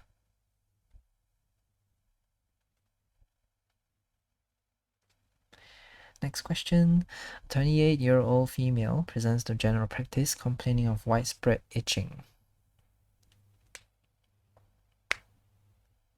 A 28-year-old female presents to general practice complaining of widespread itching. She is 35 weeks pregnant, describes the itch as having started on the palms and soles of feet, but now has become widespread and affecting her quality of sleep. She has no pain and no rash is visible on examination. Given the likely diagnosis, which intervention is widely used with the aim to reduce the risk of stillbirth? What is she having? I should have learned this in ONG. Is it cholestasis of pregnancy? Would that even increase the risk of stillbirth? Chlorphenamine, what does that do?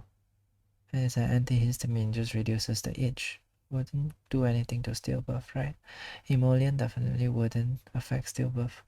Elective induction at delivery from 37 weeks. Yes, this would prevent stillbirth. In some way, you want to prevent the baby from being inside for too long. Vitamin K supplements. It makes sense because if you have cholestasis, your lipase, which is in your bowel, right, it doesn't get into your intestines, and then you can't digest fat. You can't digest fat, you can't absorb fat. You can't absorb fat soluble vitamins like A, D, E, K. So K is one of them. Possible. Ursodeoxycholic acid. What is this again?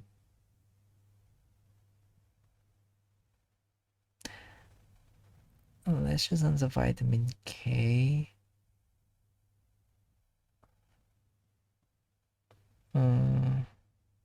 Stillbirth, huh? Let's just answer vitamin K because it's pathophysiologically cool. The answer is elective induction. That's what I thought. Intrahepatic cholestasis of pregnancy increases the risk of stillbirth. Therefore, induction of labor is generally offered at 37 to 38 weeks gestation. From the history given, a presumptive diagnosis of static cholestasis, I need to learn more about this, can be made given the presence of itch without rash in the 3rd trimester. The inclusion of palms and soles and worsening of rash at night is also particularly characteristic of this diagnosis. Liver function tests should be done to confirm the diagnosis. However, age may precede the arrangement of LFTs by up to 2 weeks.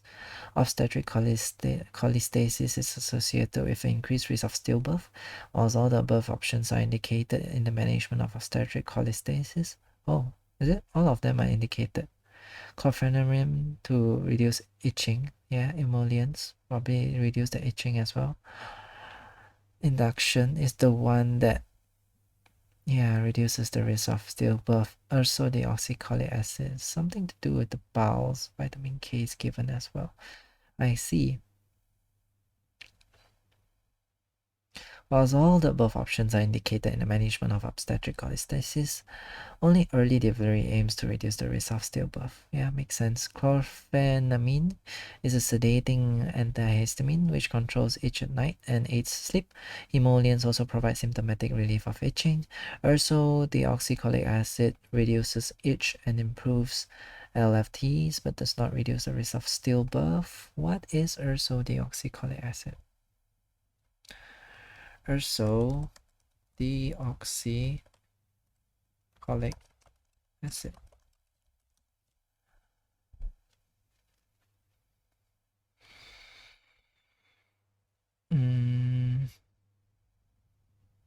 Is indicated in the treatment of primary biliary cirrhosis and for the dissolution of radiolucent gallstones or dissolves gallstones.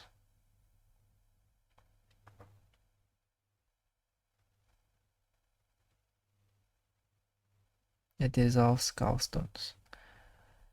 Mechanism, pharmacodynamics. Bile acid preparations. UDCA, ursodeoxycholic acid, is a bile acid which effects a reduction in cholesterol in biliary fluid, primarily by dispersing the cholesterol and forming a liquid crystal phase. Cool.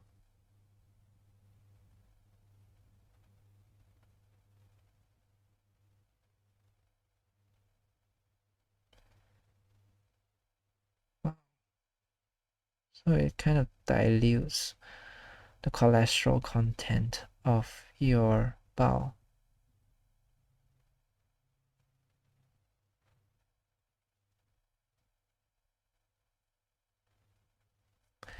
And it's used to dissolve gallstones. Cool. Very cool. But then cholestatic disease of pregnancy. Then I have to know more about cholestasis of pregnancy. Is it because of the thick bowel that's causing that? Vitamin K supplements prevent vitamin K deficiency associated with cholestasis and thus also reduces the risk of maternal or fetal hemorrhage. Okay, intrahepatic cholestasis of pregnancy. Intrahepatic cholestasis for pregnancy, also known as obstetric cholestasis, affects around 1% of pregnancies in the UK. It is associated with an increased risk of premature birth. Features: pruritus may be intense, typically worse on palms and soles and abdomen. Clinically detectable jaundice occurs in around 20% of patients. Raised bilirubin in more than 90% of cases. Induction of labor at 37 to 38 weeks is common practice, but may not be evidence-based. Ursodeoxycholic acid, again widely used, but evidence-based not clear. Vitamin K supplementation. No video.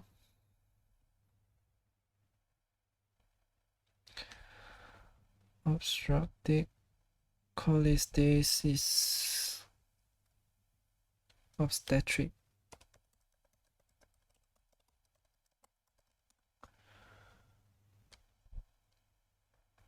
RCOG guideline. Okay. I want to know more of pathophysiology. Is this guy speaking English? Oh, it's an osmosis video. This guy recorded it. Goody. For healthy humans, bile usually flows from the liver and into the small intestine, and this is a super important part of digestion and absorption of nutrients, right? When there isn't enough bile flowing between these two, we can say that there's some sort of cholestasis going on, because chola means bile and stasis means inactivity. This reduction in bile flow can basically be split into two types: hepatocellular cholestasis, where for some reason the hepatocytes aren't making enough bile, and obstructive cholestasis, where something's physically blocking the flow of bile. For hepatocellular cholestasis, which would be considered a form of intrahepatic cholestasis since it's happening inside the liver, a really important culprit is the hormone estrogen. Estrogen is thought to basically cause the hepatocytes to not be able to pump out bile acids, usually in the form of cholic acid, which is produced when hepatocytes break down cholesterol. Form of cause the really important culprit is the hormone estrogen. Estrogen is thought to basically cause the hepatocytes to not be able to pump out bile acids, usually in the form of cholic acid, which is produced when hepatocytes break down cholesterol. And in this case, the hepatocytes literally can't pump out the cholic acid, because it's been found that the estrogen inhibits the export pump that usually moves the bile acid from the hepatocyte to the bile caniculi, which leads to the bile ductules and eventually the common hepatic duct. But bile acids are just one component of bile, right? Wouldn't the bile still be made just without the bile acids? Well, production and secretion of bile acids is actually a major driving force for the synthesis of bile in the hepatocytes. So when the cells can't transport the bile acids and they start to build up inside the cell, this is basically a signal to downregulate bile acid synthesis and excretion of bile altogether, which decreases the total amount of bile production. When the excretion of bile components like conjugated bilirubin are down, but they're still being conjugated, they also build up along with the bile acids, and eventually it's thought that they diffuse or are exocytosed into the interstitial space, where it can access the blood supply. Since estrogen's been linked as a primary suspect here, it makes sense that we see hepatocellular cholestasis in situations where estrogen levels might be higher. Since oral contraceptive pills, or birth control pills, use estrogen and progesterone to stop ovulation, it also makes sense that they've been linked to developing cholestasis, right? Similarly, during pregnancy, estrogen levels can increase a lot, which can lead to pregnancy-induced cholestasis. But this typically isn't dangerous to the fetus or the mother. Anabolic steroids, like those used by athletes or bodybuilders, have also been linked to cholestasis. It's thought because they're similar in structure to estrogen, but the mechanisms aren't very well known. Another hepatocellular mechanism for cholestasis is related to newborns and is associated with neonatal hepatitis. In newborns, it's thought that several of the important mechanisms that help produce bile in hepatocytes are relatively immature, leading to this overall decreased ability to produce bile. And this, in combination with the developing liver being more sensitive to injury, can lead to a reduction in bile synthesis and bile flow for newborns. The other major type of cholestasis is obstructive, which usually happens outside the liver. Okay, we got our answer of obstetric cholestasis. Very nice. So it is because of the high estrogen, it prevents the bile from being secreted into the bile ducts from the hepatocytes. So it builds up in the hepatocytes and eventually goes into bloodstream via diffusion. Yeah. Oh, guidelines. RCOG guidelines. I remember there's a video somebody made on guidelines. Yeah. Let's have a look. Obstetric cholestasis. Oh. Green Tab Guideline number 43. April 2011. Is this the up-to-date one? Background. In England, obstetric cholestasis, also referred to as intrahepatic cholestasis of pregnancy, affects 0.7% of pregnancies in multi-ethnic populations and 1.2 to 1 point origin, and varies between populations worldwide. Of arrowcane acid by pruritus or LFT solved after lies in the potential fetal risk, which may include spontaneous preterm birth, iatrogenic preterm birth, and fetal death. There can also be maternal morbidity in association with the intense pruritus and consequent sleep deprivation. How is obstetric cholestasis diagnosed? Obstetric cholestasis is diagnosed when otherwise unexplained pruritus occurs in pregnancy and abnormal liver function tests and/or a raise of bile acids occur in the pregnant women and both resolve after delivery. Pruritus that involves the palms and soles of the feet is particularly suggestive. Pregnancy-specific reference ranges for liver function tests should be used. Other causes of itching and of liver dysfunction should be excluded. Women with persistent pruritus and normal biochemistry should have liver function tests repeated every 1 to 2 weeks. Postnatal resolution of pruritus and abnormal liver function tests should be confirmed. Pruritus in pregnancy is common, affecting 23%. Resolution of pruritus and abnormal liver function tests should be confirmed. Pruritus and abnormal Normal biochemistry should have 5 tissue repeated every 1 to 2 weeks. Yeah, because the liver function test might not be raised until 2 weeks later after the age. Postnatal resolution of pruritus and abnormalities should be confirmed. normal liver function tests should be To confirmed. treat. Pruritus in pregnancy is common, affecting 23% of pregnancies, of which a small proportion will have static cholestasis, is typically worse at night, is often white. Other causes of pruritus must be taken to differentiate dermatographia artifact and obstetric cholestasis from other common skin conditions such as eczema or atrophic eruption of pregnancy, previously referred to as eczema of pregnancy, prurigo, and pruritic folliculitis. If a rash is present, polymorphic eruption of pregnancy or pemphigoid gestations or blisters should be considered. Other evidence of cholestasis should be sought, including pale stool, dark urine, and jaundice, and other risk factors identified, such as personal or family history of obstetric cholestasis, multiple pregnancy, carriage of hepatitis C, and presence of gallstones. The increase in alkaline phosphatase in pregnancy is usually placental in origin, and so does not normally reflect liver disease. A thorough history and examination should be carried out, including a drug history, before abnormal liver bilirubin is raised only infrequently, and most women will have increased levels of one or more of the remaining liver phosphatase and bilirubin. The upper limit of normal throughout pregnancy is 20% lower days or weeks before the explained results do not normal viral screen for hepatitis and primary anti-mitochondrial preeclampsia and abnormal in a typical report. How should obstetric cholestasis be monitored? Once obstetric cholestasis is diagnosed, it is reasonable to measure liver natally. Liver function tests should be deferred for a general review, blood pressure measurement, and other diagnosis. It is not likely to be rapidly, and with obstetric to secure function tests may be complicated. Should be postnatal is complicated by obstetric cholestasis.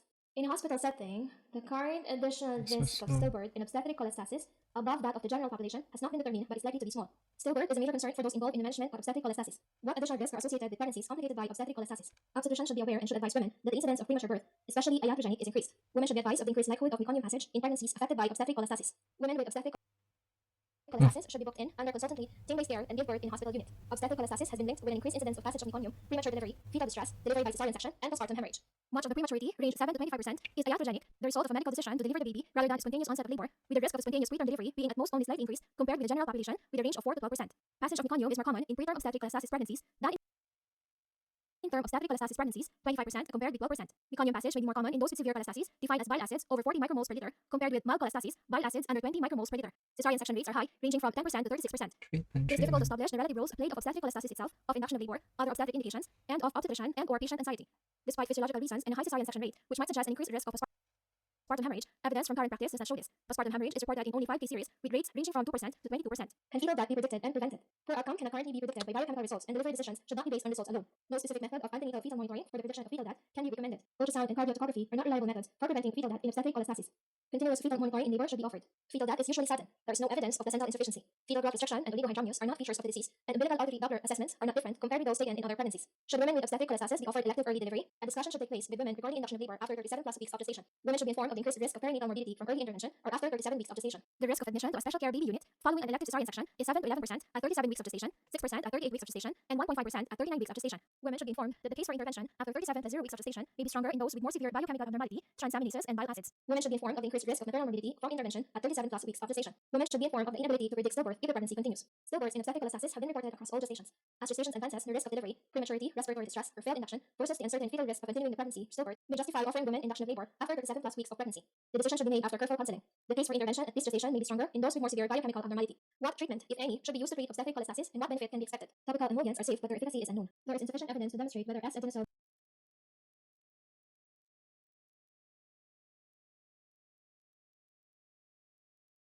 methionine is effective for either control of maternal symptoms or for improving fetal outcome and is not recommended. Ursodeoxycholic acid or UDCA improves pruritus and liver function in women with obstetric cholestasis. Women should be informed of the lack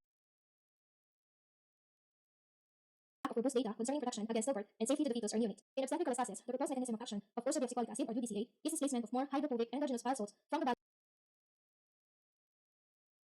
Displacement of more hydrophobic endogenous bile salts from the bile acid pool.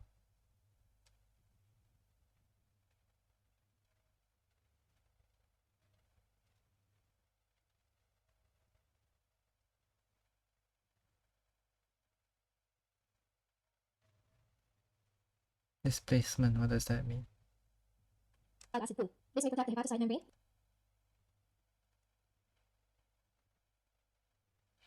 This may protect the hepatocyte membrane from the damaging toxicity of bile salts. Enhance bile acid clearance across the placenta from the fetus and protect in vitro rat cardiomyocytes from damage by endogenous bile salts.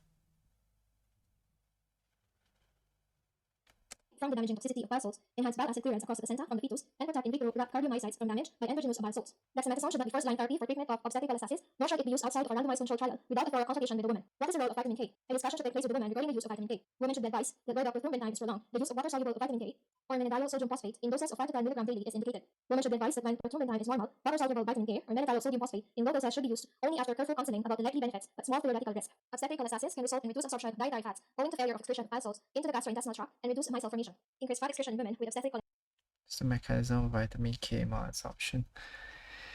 Okay, so treatment is with ursodeoxycholic acid, with vitamin K, and things that relieve her itch.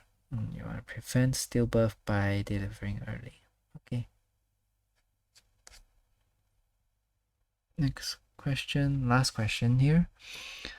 A 60-year-old female presents to the emergency department due to a 2-day history of worsening upper abdominal pain with associated nausea and vomiting.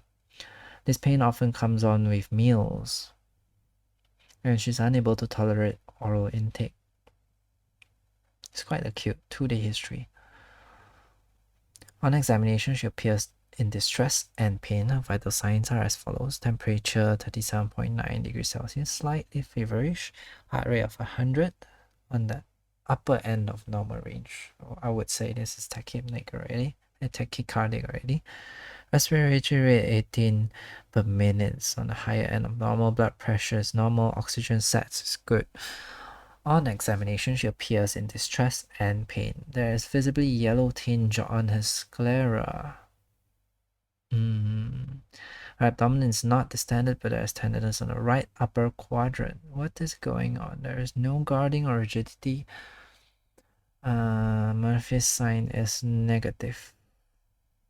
Murphy's sign is for appendicitis, right? Oh no, it's for cholecystitis. Appendicitis. What is that sign? Rebound. The rebound pain is worse. What's that sign called? The Murphy sign? I think Murphy sign is the one where you breathe in and then the respiration is, you put your hand on the right upper quadrant where the liver edge is. You ask the patient to breathe in, and then the patient feels pain because the gallbladder touches your hand, and then it will arrest their breathing. This is Murphy sign. She has jaundice. What's going on?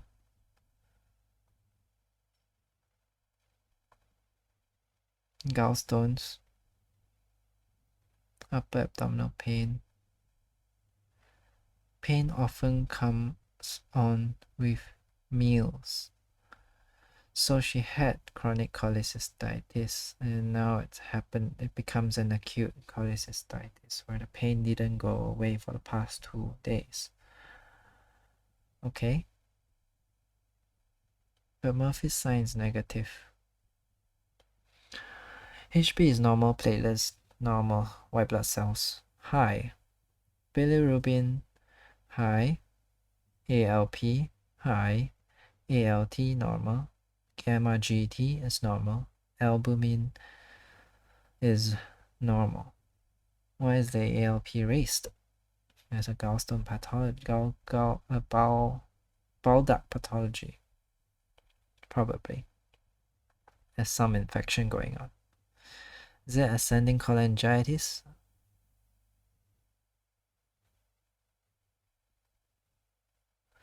Ultrasound of the right upper quadrant was performed, which shows dilated intrahepatic and extrahepatic bile ducts and multiple hyperechoic spheres within the gallbladder. IV antibiotics and fluid resuscitations were initiated. However, the patient remains acutely ill. Which of the following is the most appropriate next step in management?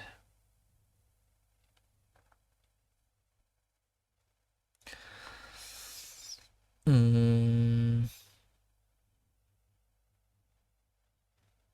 say ERCP can remove the stone straight away. Laparoscopic cholecystectomy might not help. She already has jaundice, so we know that the gallstone is not just in the gallbladder. The gallstone is not. Oh yeah. What does cholecystectomy entail? Does it removal of the gallbladder only? Does it remove the biliary tree? If you remove the biliary tree, how do you get bile into your intestines?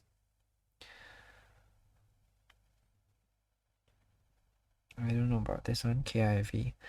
ERCP seems about right. You can diagnose and can take out the stone at the same time. MRCP is, oops, I accidentally selected it. MRCP is using MRI to view. Can diagnose, doesn't treat. Extracorporeal shockwave lithotripsy, ESW. Just for renal stones. I've not heard of it being used for gallstones. Could be used, I guess. But let's look at other options. Percutaneous cholecystostomy. Oh, this is This is a temporary measure to drain the bowel. Is she stable enough to undergo ERCP? Blood pressure normal. I'd say she's quite stable. But over here it says she's acutely ill.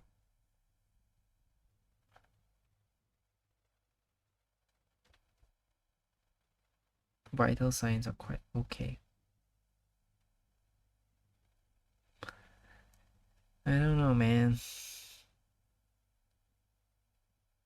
Do we want to do something radical straight away? She is 60 years old.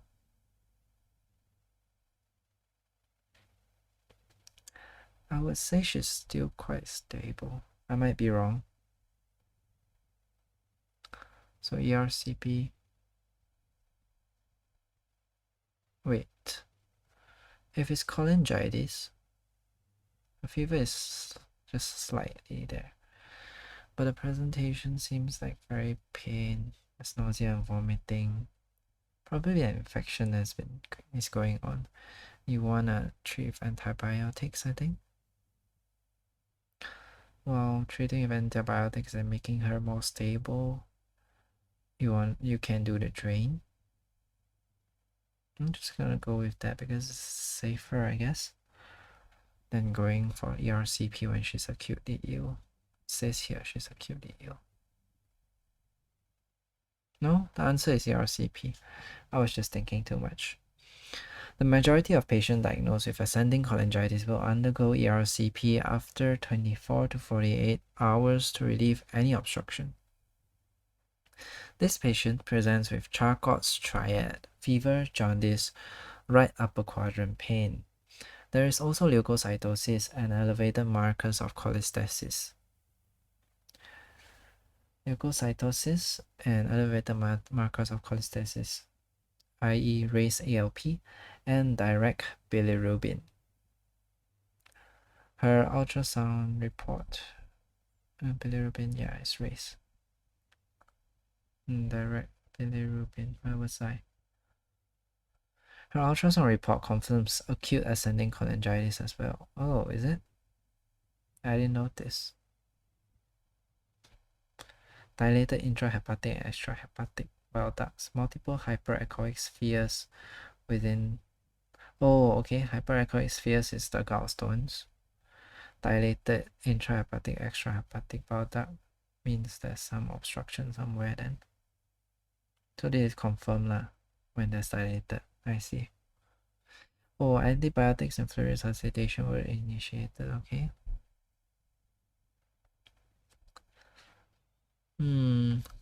Ultrasound report confirms acute ascending cholangitis as well. Okay, when you see dilated biliary tree, you're gonna say that's, yeah, confirm acute ascending cholangitis. ERCP is the treatment of choice for acute cholangitis to relieve any obstruction via biliary drainage. In mild cases that respond well to antibiotics, the majority of patients will undergo ERCP 24 to 48 hours electively after clinical improvement. In severe cases, ERCP should be performed immediately. Oh, immediately. Okay. Magnetic retrograde cholangiopancreatography can evaluate biliary tree obstructions. However, its non-invasive imaging study does not provide therapeutic drainage of the biliary tract. Laparoscopic cholecystectomy removes potential gallstones but does not remove gallstones in the common bile duct. Yes, that's what I thought. Moreover, this procedure is risky in septic patients. So ERCP is less risky than laparoscopic. When less invasive means of achieving biliary drainage are available, it is indicated when sepsis is resolved. Percutaneous cholecystostomy is an image-guided placement of a drainage catheter into the gallbladder lumen, mainly for patients with acalculous cholecystitis. Drainage catheter into the gallbladder lumen, mainly for patients with acalculous cholecystitis, or reserved for severely ill patients with ascending cholangitis. Yeah, this is what I thought. She was like severely ill, but no, I should have trusted the vital signs instead of what the question said of her being acutely ill. Is unable to tolerate ERCP. So she is able to tolerate ERCP. If she's very ill, then yep, this will be the correct answer. This is a temporizing measure until IV antibiotics improve the clinical situation. Extracorporeal shockwave lithotripsy is used to break down gallstones. It may be used as an elective procedure and commonly require multiple sessions. It is not a primary intervention, especially in an acutely unwell patient. Ascending cholangitis, I kind of missed this diagnosis when I was reading the question, so it's worth going through it. Ascending cholangitis is a bacterial infection, typically E. coli, of the biliary tree. The most common predisposing factor is gallstones. Charcot striate of right upper quadrant pain, fever, and jaundice occurs in about 20 to 50% of patients. Fever is the most common feature, seen in 90% of patients. Right upper quadrant pain 70%, jaundice 60%. Hypotension and confusion are also common. The additional two factors, in addition to the three above, make Raynaud's pentad. Hypotension and confusion was when it's really very serious. Other features: raised inflammatory markers, management intravenous antibiotics, ERCP after 24 to 48 hours to relieve any obstruction.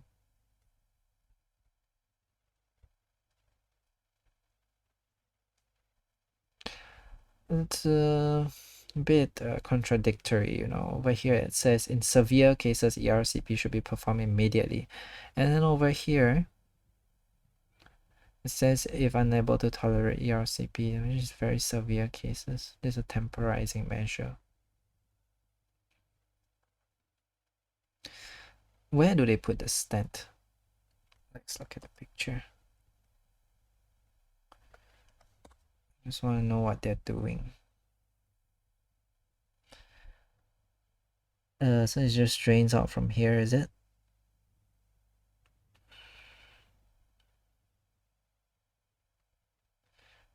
Okay, it just drains out from here. So the lesson here is to recognize ascending cholangitis. There's slight fever, bits of fever. There's jaundice, there's right upper quadrant pain. What is this triad again? Raynaud's triad, no? What triad is it? What's the name? Charcot's triad. Then Raynaud's pentad. Charcot's triad. Raynaud's pentad.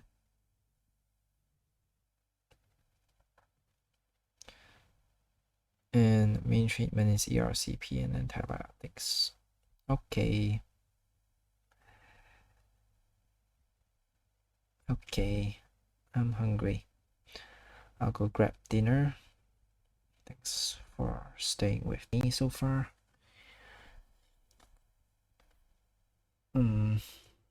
I hope following me through helps. If not, oh well. Stop recording.